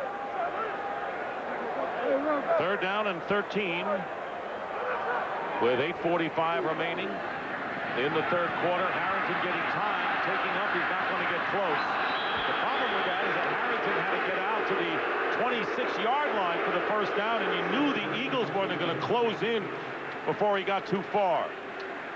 Well, we just finished talking about this defense. They have been, kind of the unsung story of the game. There's so much productivity on the offensive side of the ball, but Kevin Jones has tried to bounce outside. He can't. They get pressure from Javon Kearse without having to blitz, and they have played very well today. And you can see that the focus by Jim Johnston was, hey, we got to go out and play well all the time. We can't be allowing yards and then tighten up in the red zone. The handoff from Reno Mahi to J.R. Reed on the return, still on his feet, and almost gets to midfield. And it was J.R. Reed, and a flag is down. Bracy Walker made the tackle, but a penalty flag is down. I think that's going to be unsportsmanlike. I don't know if they think he spun the ball at one of the defenders at the end of the return. After the play, personal foul, unnecessary roughness. Nope. Kicking team, number 82. Wow. 15-yard penalty. 1st down. Timeout. So Casey Fitzsimmons, the tight end, number 82. And so the Eagles already find themselves in Detroit territory. They're right there. Greg Lewis is asked to block Nick Harris on the punt return, and sometimes you like that role, but you better be ready, because you don't want to have to see that during film session on Monday. Can't let the kickers get the best of you. Boy, he's going to get ripped on Monday. You can't let that happen. That's when you excuse yourself to go to the restroom before that play comes up. You get a cold real quick and you don't go in. That's when you say, I'll be right back. 1st and 10, 36-yard line. And here is Chad Lewis downfield, broken up nicely by Bracy Walker. Lewis is in a tight end along with Mike Bartram, because L.J. Smith has a shoulder injury, and he may return. Again, Bracy Walker right at the last second getting a hand up to deflect the ball away. We saw it in the end zone earlier on Chad Lewis also. So he's been his nemesis the last few series here. The Eagles have had a lot of guys banged up today. They lost John Ritchie in the opening series. Their ability to use all those different packages that Brad Childress and Andy Reid created is going to be cut back just a bit with those injuries. They're the offensive leaders across the screen. The pass to Westbrook, speaking of screen, and he is dragged down by Bracy Walker inside the 30-yard line. Does not get out of bounds. Clock still runs. 7-yard pickup. The Eagles are the only NFL team who have won both their games by at least 10 points, and they're up by 24-7 here, about halfway through the 3rd quarter. So it's been a great start for them in this 2004 season. You got to love those stats, Dick. I love that. The 10-point one? That was tremendous. Thank you. I love it. Goose, I always want to be graded by you on the information that comes out here. Then you know. A for effort. 3rd down and 3 from the 29. And the pitch to Westbrook. And Westbrook gets hit. Flags fly from the secondary, and Brock Marion, former Miami Dolphin, on a hard hit on Westbrook, limits him to 1 yard, but there's another flag. A nice hit by Brock Marion. One of the few times that we've seen Brian Westbrook go backwards at any point this season.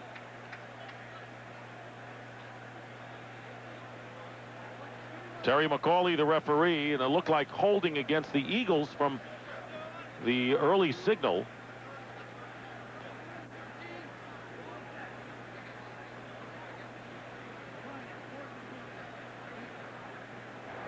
Holding, offense, number 84. Penalties decline, 4th down. So Freddie Mitchell holding on the play, and Akers is going to come on to try to add 3. A little handful of jersey, Freddie Mitchell. Dorsey Levin's a guy who's been in the lineup. Now, he's brought back to maybe take some of the load off of Brian Westbrook and help in the rotation back there. But in this game, I think he's been forced to play some fullback because of the injury to John Ritchie. So, you know, he's the guy that Brad Childress and Andy Reid have turned to be able to keep that package out there. Akers made a 26, looking for a 47-yard field goal right here. It's down the middle, and the kick is good. So David Akers, almost automatic, raises the Eagle lead to 20 with 6:42 remaining on the 3rd for Andy Reid. Here in the 3rd quarter at Ford Field, Dick Stockton, Daryl, Johnston, Tony Siragusa. The Eagles now lead by 20, 27-7. Akers with a pair of field goals today, and getting ready to kick off. Ford Field will be the scene of the Super Bowl, not this year. That'll be Jacksonville, and Fox will have it for you, but next season, as Eddie Drummond trying to get something going and still having a problem. He has been one of the leaders in the league. J.R. Reed making the tackle, so the Lions go at it again when we come back. Back here in Detroit, the Lions will begin from the 24-yard line. The only play they've had from 20 or more yards was a 22-yard pass to Roy Williams from Joey Harrington. As you look at the fans in the concession area, history is not on their side in this game. Harrington stepping up, and the pass is broken up. Intended for Stephen Alexander, and Michael Lewis doing a good job there. This week on the Fox Saturday Baseball Game of the Week, the NL East champion Braves take on a Cubs team fighting for the National League wild card, or the Giants and Dodgers renew their rivalry with the NL West title on the line, or the Angels and A's square off with the AL West title up for grabs. For those of you in the Bay Area, you can see the Giants game on KTVU Channel 2 and the A's on KICU Channel 36. Coverage begins 1 Eastern and Pacific on Fox. Harrington's pass crossing pattern to Hakeem with a first down, his first catch of the game, up to the 37. You know, Dick, talking about baseball, how about them Red Sox? How they doing? Well, the Red Sox are beating the Yankees today. The Red Sox 6 up on Anaheim and Texas in the wild card. Yankees came in 4.5 up on the Red Sox in the division. Oakland, though, 2 up on both Anaheim and Texas in the West, and the Cubs leading the Giants by a thin 1.5 margin in the wild card. Giants can still win the West. Dodgers only a 1.5 up front. So it's going to be a great finish. And the playoffs and World Series right here on Fox. Harrington rolling out. And the pass caught by Roy Williams. Sandwiched between 2 defenders. Michael Lewis and Brian Dawkins makes the catch, and a 13-yard gain to midfield. And there's that physical presence of Roy Williams. He gets up. He doesn't back down from anybody. This guy is going to be special. He's very fluid in his movement for a big guy, catches the ball well. There's a guy, he's concentrating on the catch. He's got Michael Lewis right in front of him, ready to unload on him, and he is not phased. And even with the contact, you know, he doesn't even take the brunt of anything right there. 7 catches, 91 yards for the rookie from Texas. First down in midfield for the Lions. They've got a long uphill climb here, and they stopped. The play was still going. Archie's Pinner on the screen, and Pinner out of bounds. That was kind of a strange play. It looked like Harrington, everyone just stopped, and then they continued, and they nearly had the first down. Well, what a player he is. Yeah, he is going to be something special. And you talk about a draft where they were able to get Roy Williams and Kevin Jones in the same draft. Unbelievable. And you see right there, I mean, he takes the ball when it comes in. He's not catching it. He's reaching out and taking it. He never lets the ball get into his body. He makes the catches that are away from his body very, very well. And then when he gets the ball in his hand, he's like Terrell Owens. He is a big physical guy that brings an attitude to the wide receiver position. Slow start, but he's picked it up since. 2nd and 10 at the 41. Play action, and here is Harrington. Roy Williams is his target, and and he overthrows Williams, covered downfield by Lito Shepard. You know, you talk about Roy Williams, Moose. The one thing that you really don't see is on run plays. This guy is not only a guy who can catch the ball and goes at it. He's just as aggressive when he's catching the ball as he is when he's blocking. This guy blocks, slow blocks like nobody I've seen in a long time. Brian Dawkins mentioned it. You know, he said that this guy, you know, he's trying to be physical. He doesn't want to be intimidated by anybody. But you point in the run game too. He's not the guy that you know, hey, I'm only out here for catches and yards and touchdowns. He's complete, and he knows that a critical block thrown by him can turn a 6-yard run into a 60-yard run. 3rd and 1, and Pinner gets it done. First down at the 39 for the Lions. And you mentioned the fact earlier that Charles Rogers, for the 2nd straight year, out with a broken collarbone. This happened early in the opening game of the season.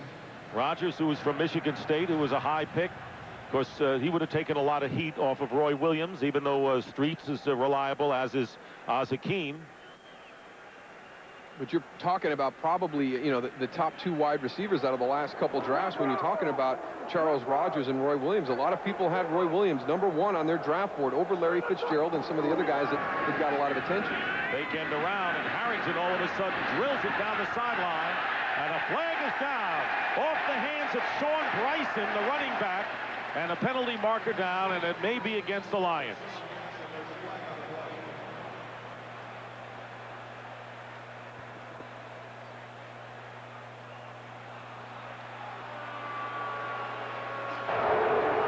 Pass interference, offense, number 84, 10-yard penalty, first down. Sean Bryson going down the sideline on a flat and go. Little touchy for me. Nate Wayne's down there in coverage, but, you know, there wasn't that big shove to create separation. They mentioned number 84 was, of course, Sean Bryson, 24. So as a result of the penalty, the Lions are backed up. Ball will be placed at the Eagle 49. And it's first down and 20 now for Detroit.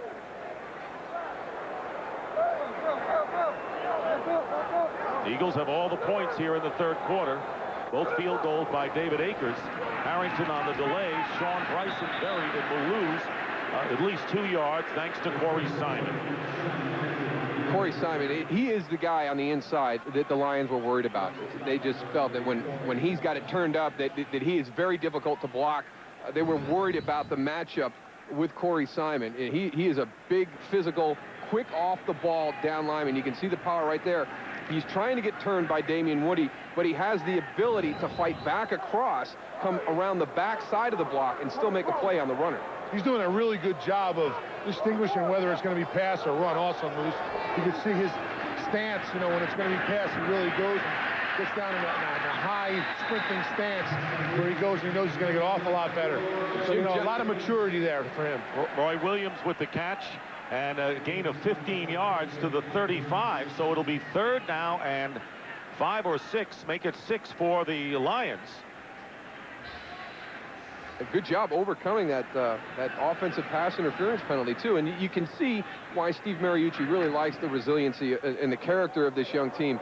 You know, it's been an uphill battle for them all day, but they continue to fight. They continue to execute and try and get points. It's different than what the Lions team has been the past few years. Reggie Swindon, who was re-signed this week, is in at wide receiver. And here is Harrington, and the pass to Williams, unable to hold on to it. He had Dexter Wynn, a rookie from Colorado State, defending. And 4th down coming up. Now you're down 27-7, 2:10 to go. And you can't play conventional football now. As you look at Roy Williams, very impressive numbers. His first career 100-yard game, and the Lions will go for it on 4th and 6.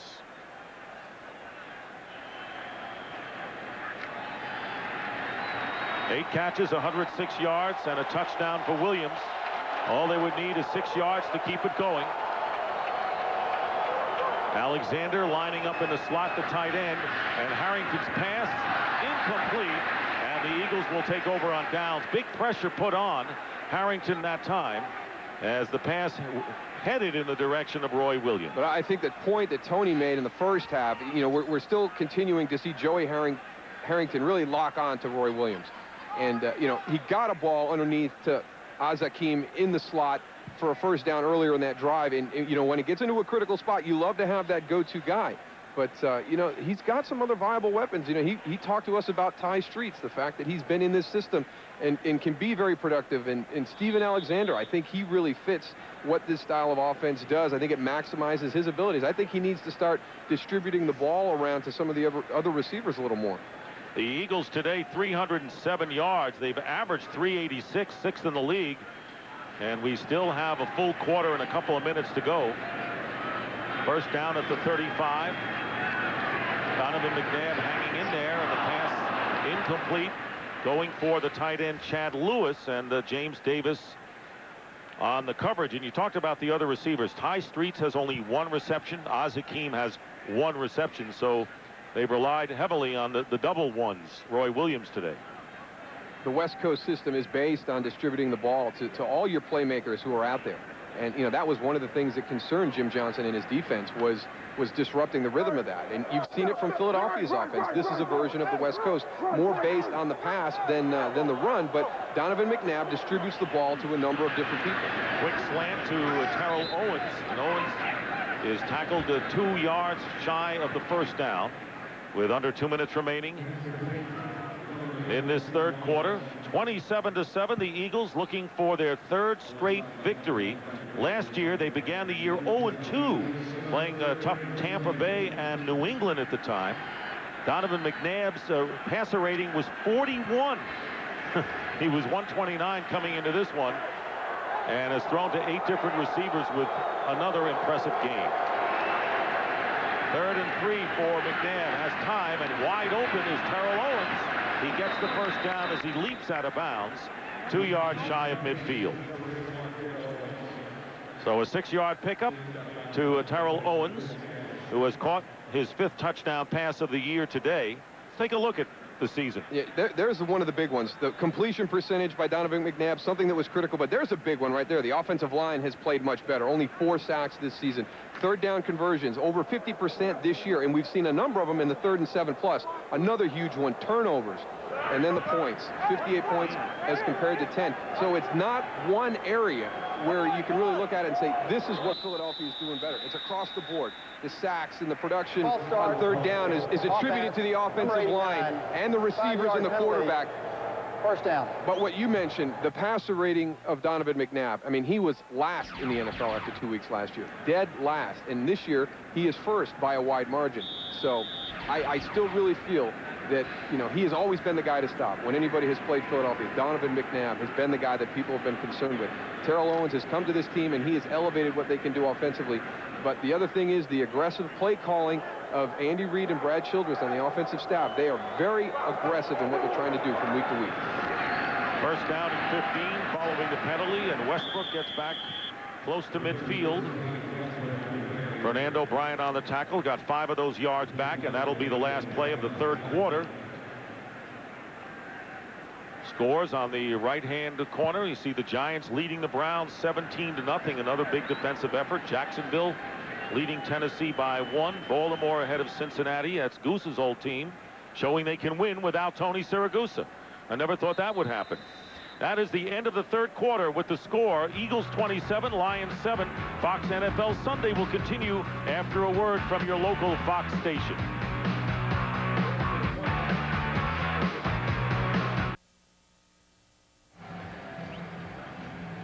And a look at the Polaroids as we start the fourth quarter here at Ford Field. Those are the scoring by quarters. Detroit getting their touchdown in the second. Jim Johnston's defense will make you do that quite a bit during the course of the game. Where are they coming from?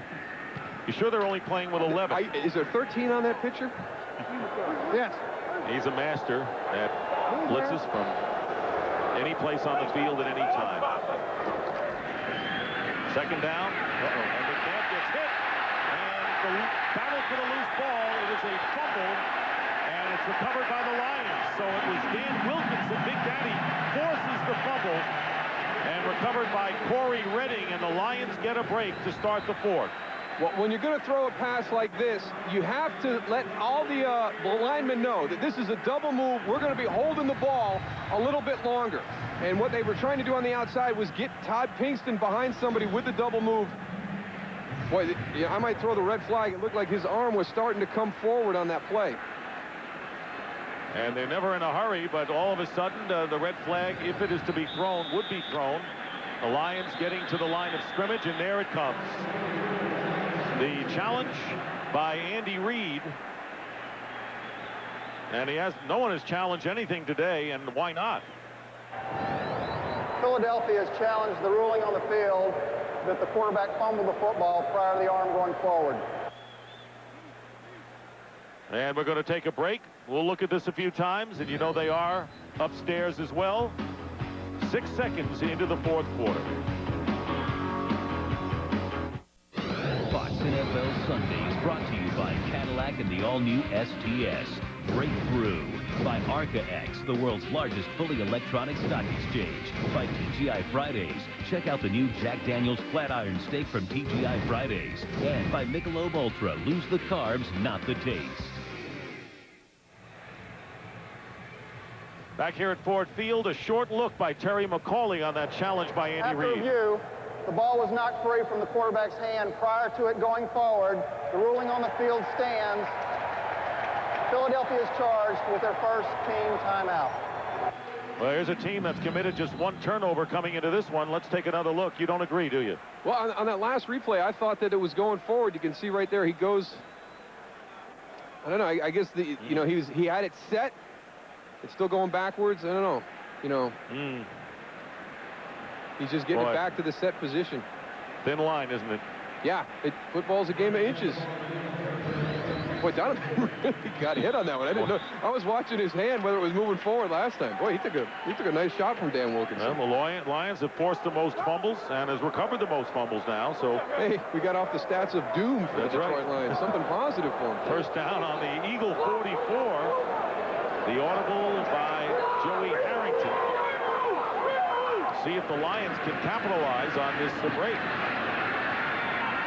Harrington had a target, Sean Bryson, and missed the target by a wide margin. That wasn't pretty. No, sometimes you go up to the line of scrimmage and you're audibling as a quarterback, but, the defense is going to adjust too. They're not going to stay in what they were in because they know that you've just changed and gone to something different, so they're going to back off and go into something that's going to counter your moves. So it becomes a game of cat and mouse at the line of scrimmage. I really like sometimes just getting up and snapping the ball, unless there's something obvious. Unless you've got a max blitz coming where you don't have enough people to pick up pressure from the strong side or the weak side. 2nd and 10 from the 44-yard line. And on the end around, here's Roy Williams. And he's going to throw to Ty Streets, but the pass is out of bounds. And not even close to the target. Brian Dawkins was defending downfield, but coming up, Michael Lewis was forcing Williams to get rid of the ball. Looks good when you draw it up. I guess that's the only way you can get the ball not thrown to Roy Williams is to have him throw it. Exactly. So it's 3rd down and 10, and judging by the sounds of the crowd, I know they don't want to yell too much when they're over center, but they wonder how much the Lions are going to get done against the strong Eagle club the rest of the way, even with this break. 3rd and 10. And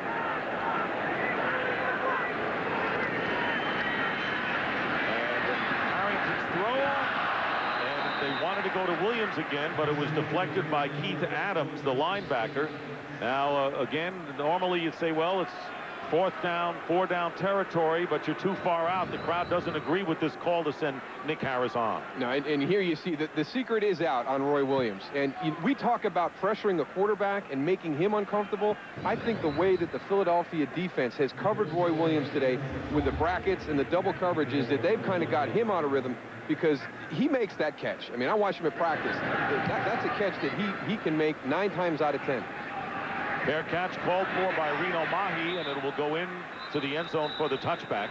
He's caught 8, gone over 100 yards, but they've gone to the well very, very often today. And the Eagles will get the ball back still within a minute of this 4th quarter. Coming up next in the second half of our Fox NFL Sunday doubleheader. Stay with us because the Packers and the Colts battle at it, and that's Brett Favre and Peyton Manning. This is a high-caliber quarterback matchup coming up. And running backs playing a role. Edgerrin James will play. He's been shaken up, but gets the okay to play. And, of course, Amon Green, the most rushing yards in the league. And we can keep moving that out to the wide receiver spot with Marvin Harrison and Javon Walker and the whole crew up there in Green Bay. There's just quite a bit of talent going to be on the field this afternoon. Terrell Owens incomplete. Of course, Terrell Owens and Steve Mariucci meet up once again. Second time they have faced each other since Mariucci coached Terrell Owens. And that was the incident in which Owens went to the Dallas logo, the star, twice in a game and spiked the ball once, posed in the other. There was a brawl, and he was suspended for 1 game by Mariucci, and the two have kind of patched things up since, as Brian Westbrook, shirt tails flying, goes outside for no gain. I actually applauded Steve Mariucci on that one because it was a great rivalry, the Niners and the Cowboys at that point, and the league was probably going to step in and do something, but it means more when it comes from within your organization. And I really had a lot of respect for Steve Mariucci sitting him down for a game, and I know that Terrell was probably very upset about it, but being a part of that rivalry and the respect that we had for San Francisco, and it was an interesting afternoon when I watched those antics. You don't have that opinion because he did it on the Star, do you at all? No, I would have had it anywhere. If he would have done it on that crazy purple bird up in Baltimore, I would have been upset. And that's what it is, a crazy purple bird. All right, here's McNabb in the pocket, firing to Terrell Owens, and Owens wide open with the reception. And a big gain. Got wide open and beat the defense, and 55 yards to Owens and a first down at the 25-yard line of Detroit. There's just no backing off in this offense. He turns Terrence Holt around. He goes to break to the post, gets him to open his hips, and then breaks to the corner. And this is what I like about Philadelphia this year. They are finishing this game. They're not trying to run the clock out. They're not getting into that 4-minute drill that everybody talks about that take time off the clock. Their thing, and we talk about Jim Johnston on the defensive side, I don't care what happens during the game as long as we don't let them score. On the other side now, it seems like, hey, regardless of what the situation is, I want points, more points. 6 catches, 107 yards, and McNabb just trying to get out of danger. Was looking for Westbrook, bringing up 2nd down and 10, so the Eagles are threatening again.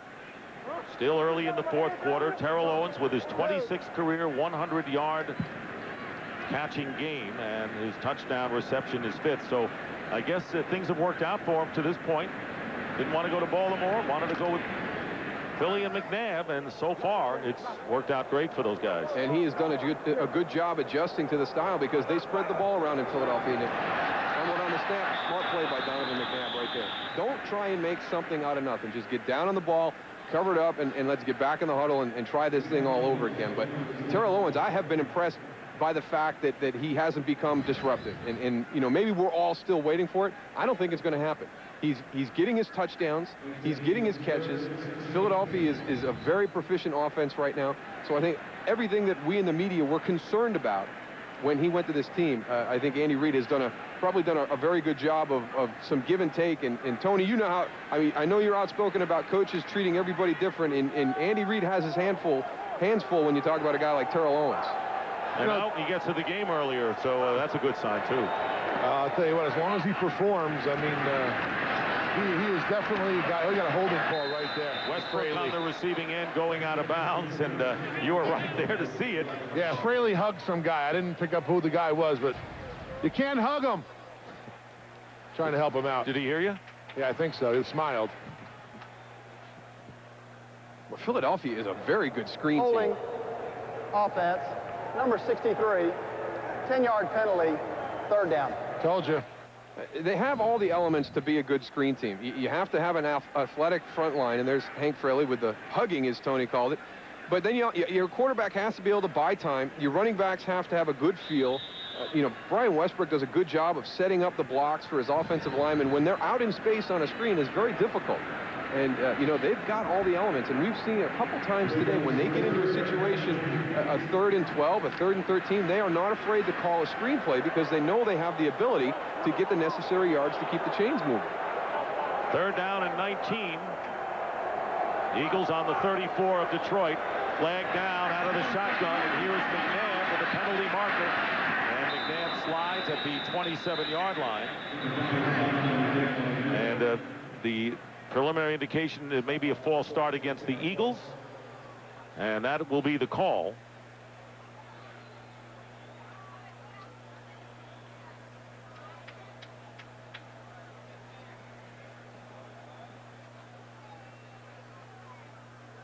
It's 5 yards, yes. 5 yards? 5 yards.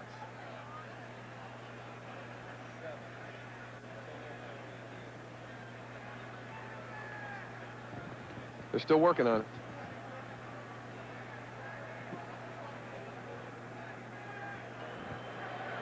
And Steve Mariucci pointing out exactly where that ball would be on that 5-yard false start penalty, or it'd be 4th down. Illegal formation, offense. Number 7-2 was off the line of scrimmage. 5-yard penalty, 3rd down. So they have a 3rd down play.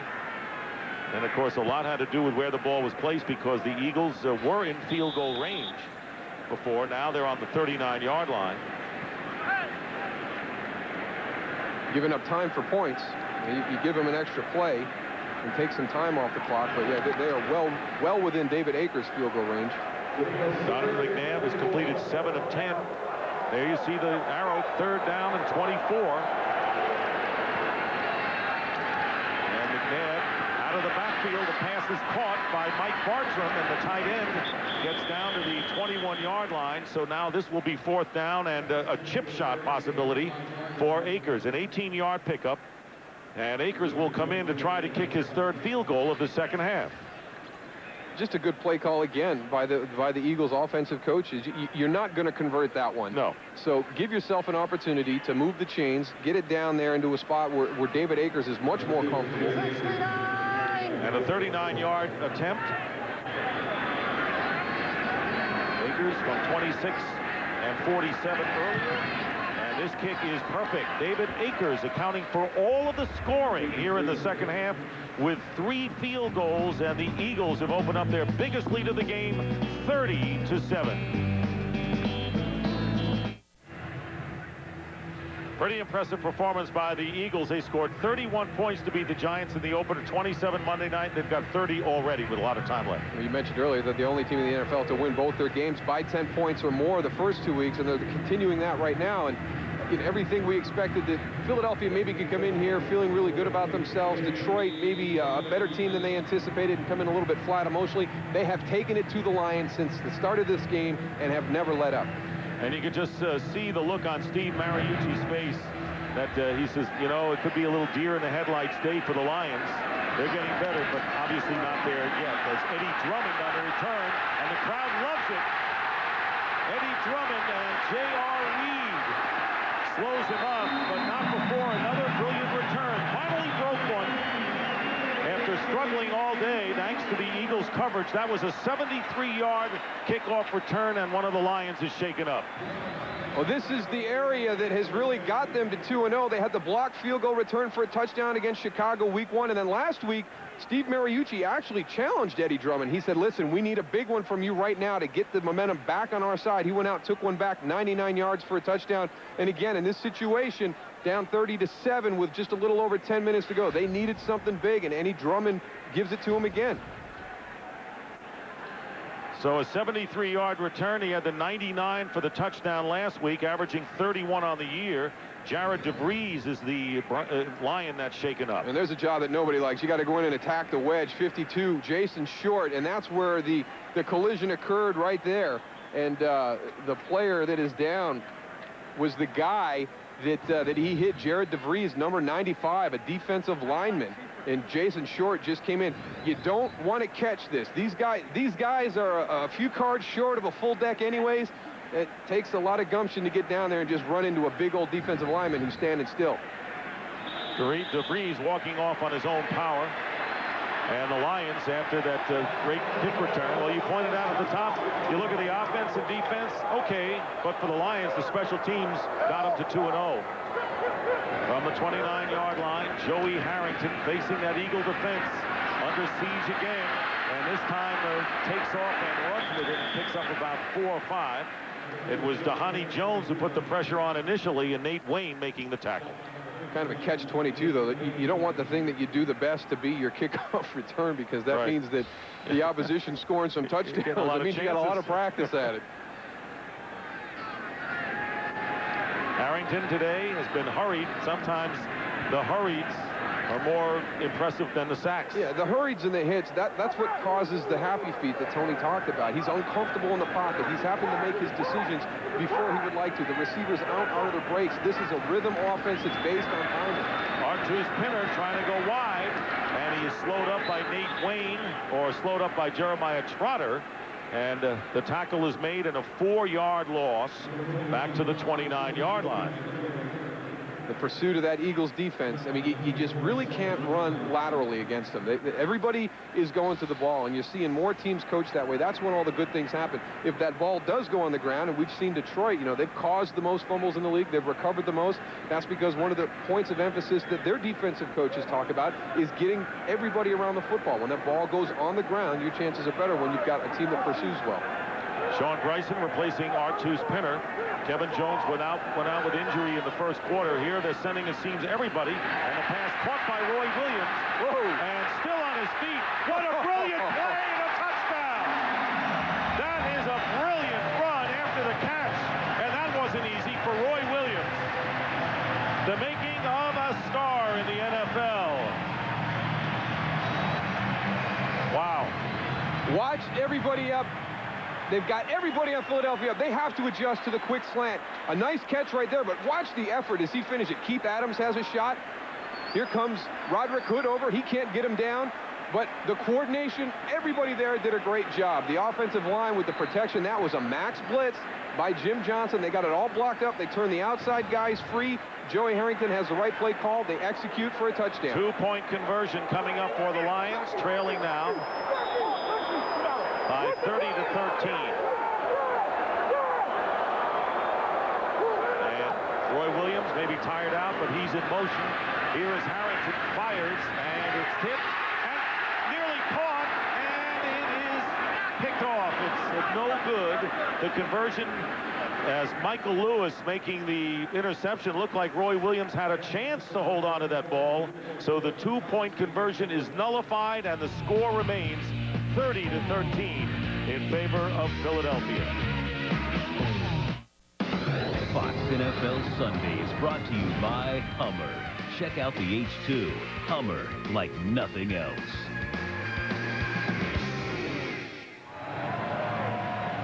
And so the Detroit Lions trailing all the way and by big margins, getting a touchdown on a spectacular run, bouncing off like a pinball machine for Roy Williams. 2-point conversion failed, so it is 30 to 13 with 8:34 remaining in the fourth quarter. Jason Hansen kicking off. J.R. Reed back deep for the Eagles. Reed returning from the 3 and hit hard at the 21.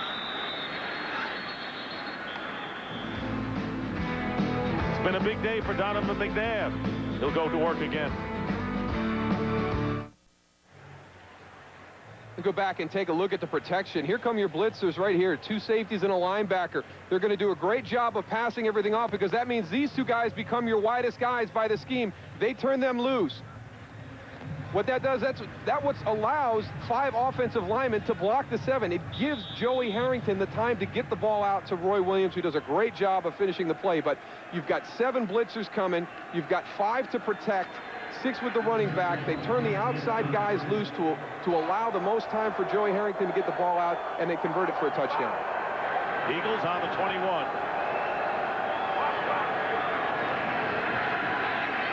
And the screen pass to Brian Westbrook. And the Lions, who have improved their speed defensively, loss of 3 thanks to Bracy Walker's play. Remember, the Lions playing without Dre Bly, who has a sprained knee.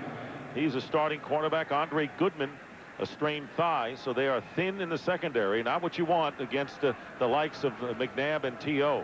No, and the list goes on. L.J. Smith, he's out of the lineup right now, but he's there. Chad Lewis, Todd Kingston, Greg Lewis. There's so many weapons that the one place you can't be thin at is in your secondary when you play the Philadelphia Eagles, and that's exactly where the Lions found themselves starting the game today. 2nd down and 13.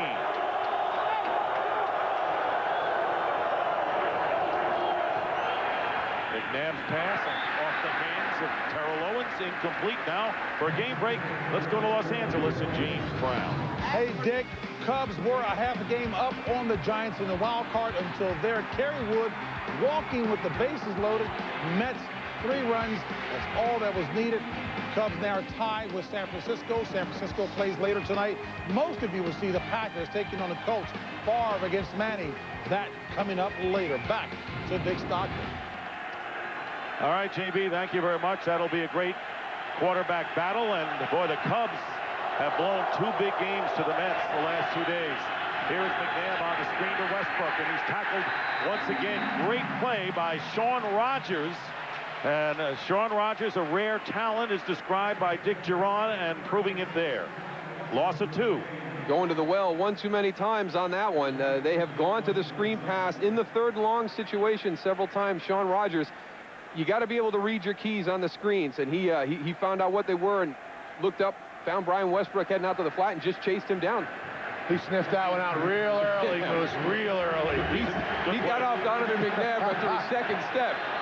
Well, the crowd yelling. Eddie Drummond with an opportunity for a punt return here. He's on his own 38-yard line, and Dirk Johnston kicks it in the air. It's a great kick by Johnson, sending Drummond back inside the 30.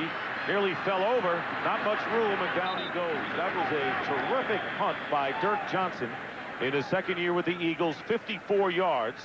More important, Drummond could not do anything with it, and the Lions will start from the 33. Roderick Hood, once again, good coverage on punts today for Philadelphia. We've seen good special teams play across the board. Oh, absolutely. Both teams have been very good in that department. Well, tonight, it's a television event with the biggest acts in music and the hottest trends in fashion.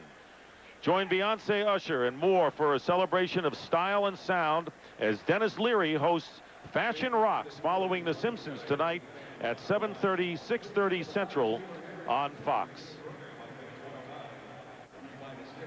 Roderick Hood, who made the tackle on Drummond, the injured player. I think it's kind of that forgotten phase, and these are 2 football teams whose special teams coaches have done a great job of getting the importance across to all their players. We've seen what Detroit has been able to do their first 2 games through special teams, and then the big lift they had here today. And then you look at what Philadelphia has done over the last 4 or 5 years with John Harbaugh, their special teams coach. Is just it's a forgotten phase. And Reno Mahe and J.R. Reed, they have done a really nice job this year of getting the Eagles into favorable field position.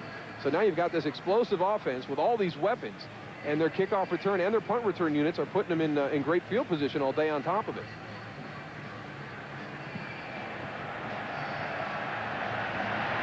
So the injured player slowly walking off the field, Roderick Hood, who is the nickel corner on the Philadelphia Eagles.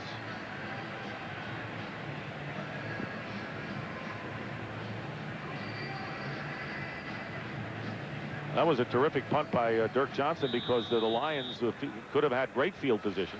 A guy that doesn't get a whole lot of opportunities during the course of the game. He has done a very good job today in reestablishing field position for the Eagles defense. Sean Bryson, the running back. They lost Kevin Jones, their fine rookie, early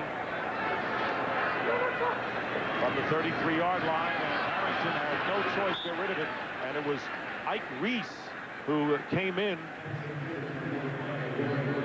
unabated. How many defensive coaches do you see throw a big blitz at an offense and have it converted for a touchdown and then back away? You know, hey, you burned me once. That's it for me. Jim Johnston comes out, his first snap, he comes up with something, and Ike Reese gets turned loose, and he's down in the guard center gap. I don't understand how a guy like that gets turned down, but he will never back away.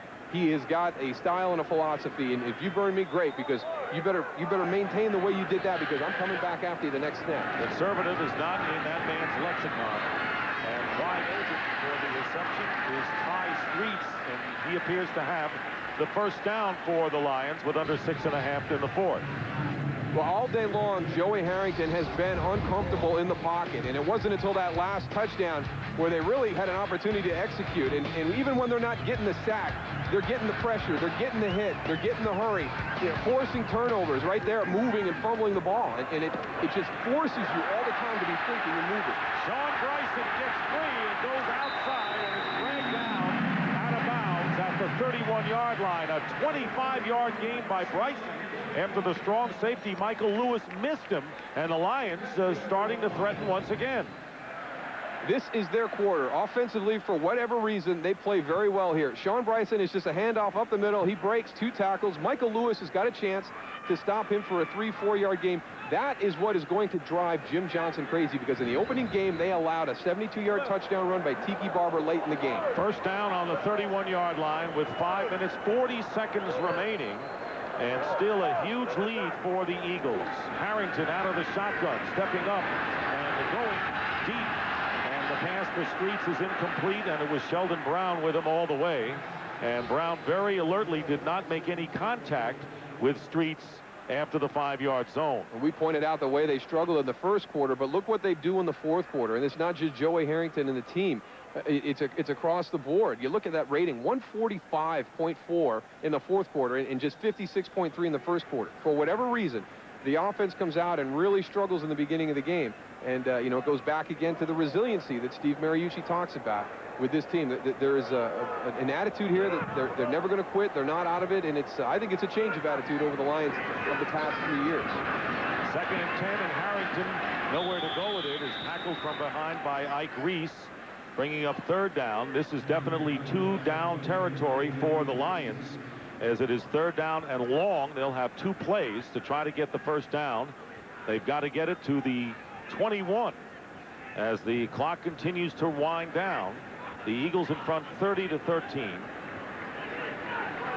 You know, Moose, you look at the Eagles in their game today, and just something that's consistent over game, and you pointed it out. And every defensive coach, you know, you said about the Giants game, Tiki Barber with that long run in the fourth quarter, and then today, every coach, and I know Jim Johnston because he was my defensive coordinator when I was with the Indianapolis Colts, and he praises every day and beats it into you. You have to finish a game. And that's what the Eagles are trying to do, Tony, as Steven Alexander makes the 10-yard reception. And a first down at the 20-yard line.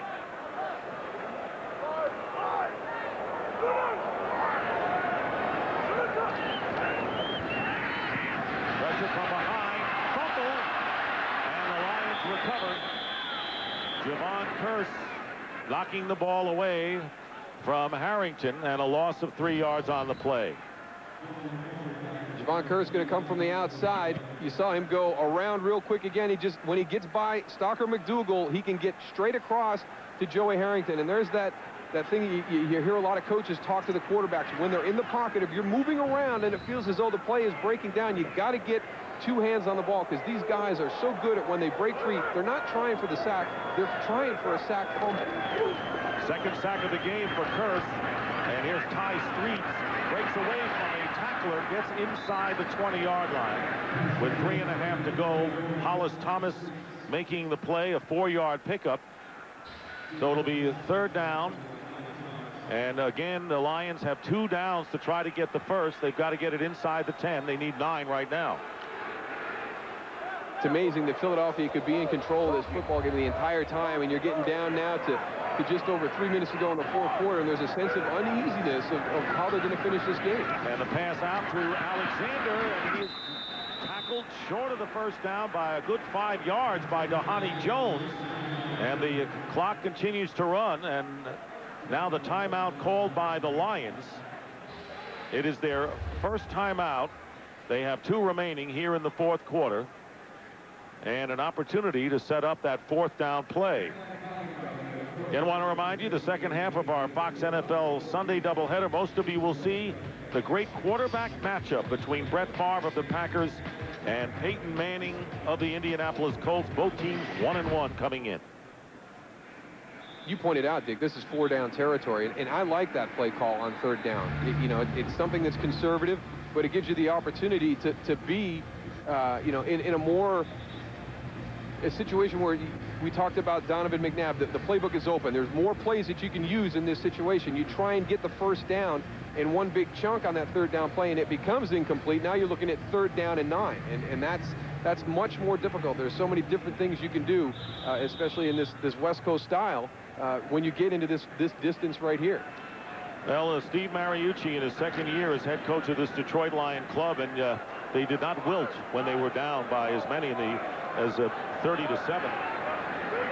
Threatened again, but this is 4th down right here, 4th and 5 for the Lions, and Harrington's pass, and it is incomplete in the end zone, intended for Ty Streets. And the Philadelphia Eagles will take over on downs with under 3 minutes remaining in the game. Looked like Joey Harrington tried to fit that in. Ty Street seems to be going to the corner. He had a lot of pressure in his face. I don't know if he was able to get through his complete throwing motion, but trying to get maybe a corner route dropped in there.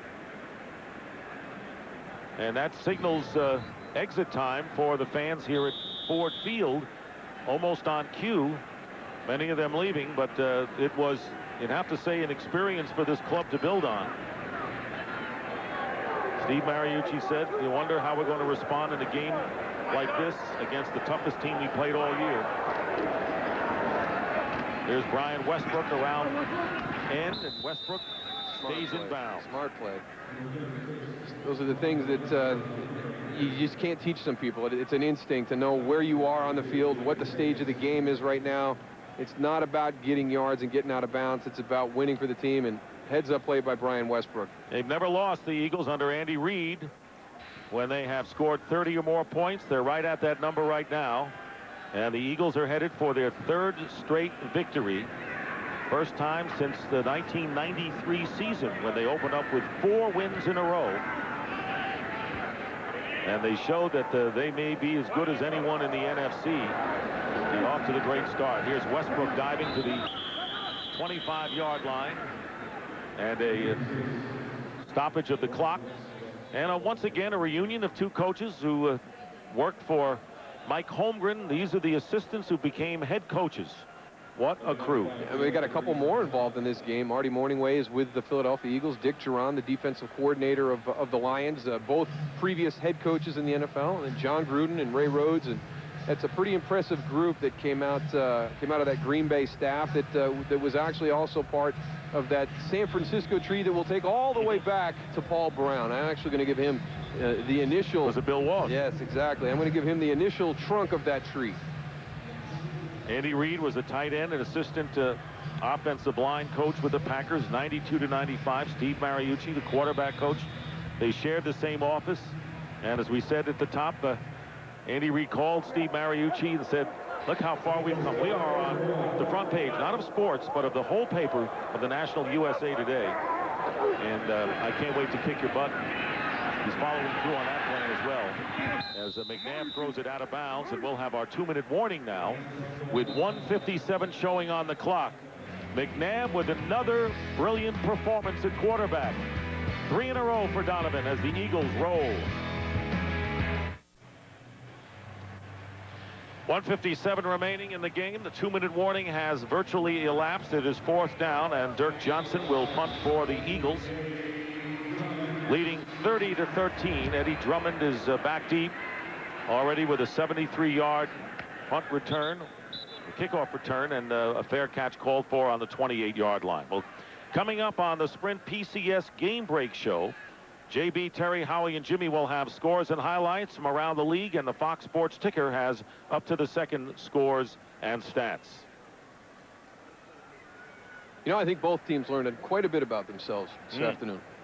I know Detroit, this is not what they wanted, obviously. But, again, I think you have to give them credit. The way they hung in there and played well in the 4th quarter. And, you know, if they find a way to convert down there, that's their plan. We got to get deep into the 4th quarter with an opportunity to win the game and find a way to do it. But also Andy Reid, I think from his side, how is my team going to react having the start that they did and going on the road to an opponent that historically over the last 3-4 years has not been a dangerous team? And can we go there and take care of business? And from the opening snap, until now in Philadelphia, I think has qualmed any fears that Andy Reid was going to have about his team coming out lazy or unemotional. You said on the pregame show that Andy Reid said to us yesterday, I know I have a handful of players. I know how they'll approach it. But I've got a lot more new guys, and we'll see how they react. And so he's got to be pleased with this team avoiding, say, the first trap game for them on the year. For those of you in the home markets of our late games, in a moment, we'll be leaving this game, and we will be switching you to the start of your game. 2nd and 10. Screen pass to Sean Bryson.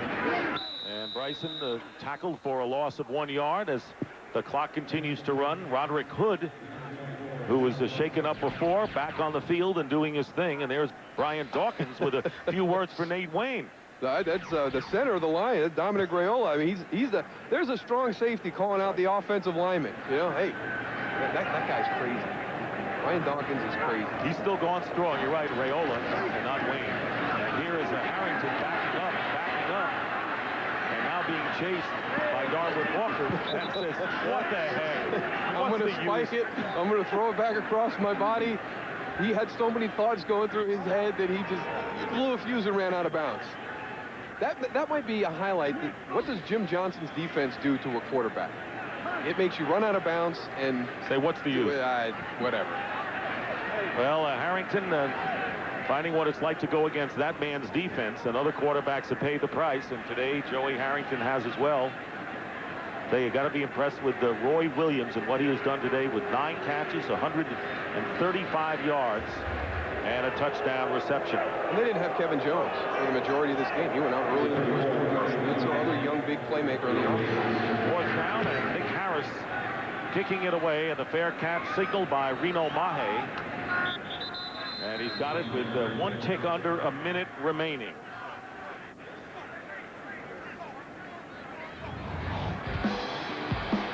That was the lone rushing yard for a while there for the Philadelphia Eagles as Donovan McNabb gets in, but then they kind of blew the game open right there to Terrell Owens. That was within a 40-second span. Mike Bartram, the long snapper, gets into it. Then Roy Williams kind of took over for the Detroit Lions, and this one right here, just, you know, the strength, the effort, he is going to be a special player in the years to come for the Detroit Lions. A huge pickup by Matt Millen and this staff here. Well, this team is definitely on the rise. You can just see, we saw them in preseason against the Baltimore Ravens in the 1 quarter that they played against starters versus starters, and they were impressive. And this is a team that has young weapons on offense all growing together. They have youth in critical spots, and today maybe even more so because Dre Bly and Andre Goodman are not there at the corner position. So a little bit limited in what they were going to be able to do on the defensive side of the ball. But when they get healthy, you know, there is a lot of talent on this team. They're young.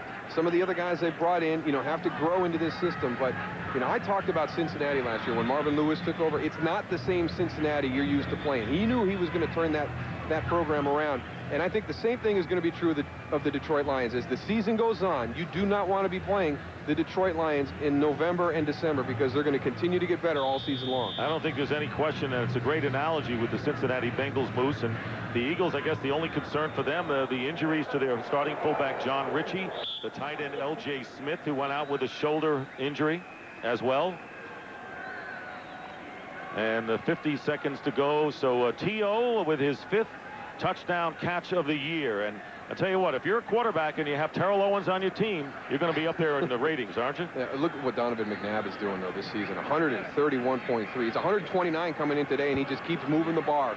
He is off to a fantastic start this year, and maybe the thing that this team has that they didn't have last year at this stage is the confidence, and for whatever reason. But the Philadelphia Eagles are for real. They're finishing games. They're doing the right stuff. Off to a great start. Their first 3-0 start since 1993, and the Eagles have won today by a score of 30-13. Next week they play Chicago on the road. The Lions get a bye. For Daryl Johnston and Tony Siragusa, this is Dick Stockton saying so long from Detroit. The Eagles are now 3-0. The Lions 1-2. Coming up next, it'll be the Packers and the Colts. Second half of our doubleheader.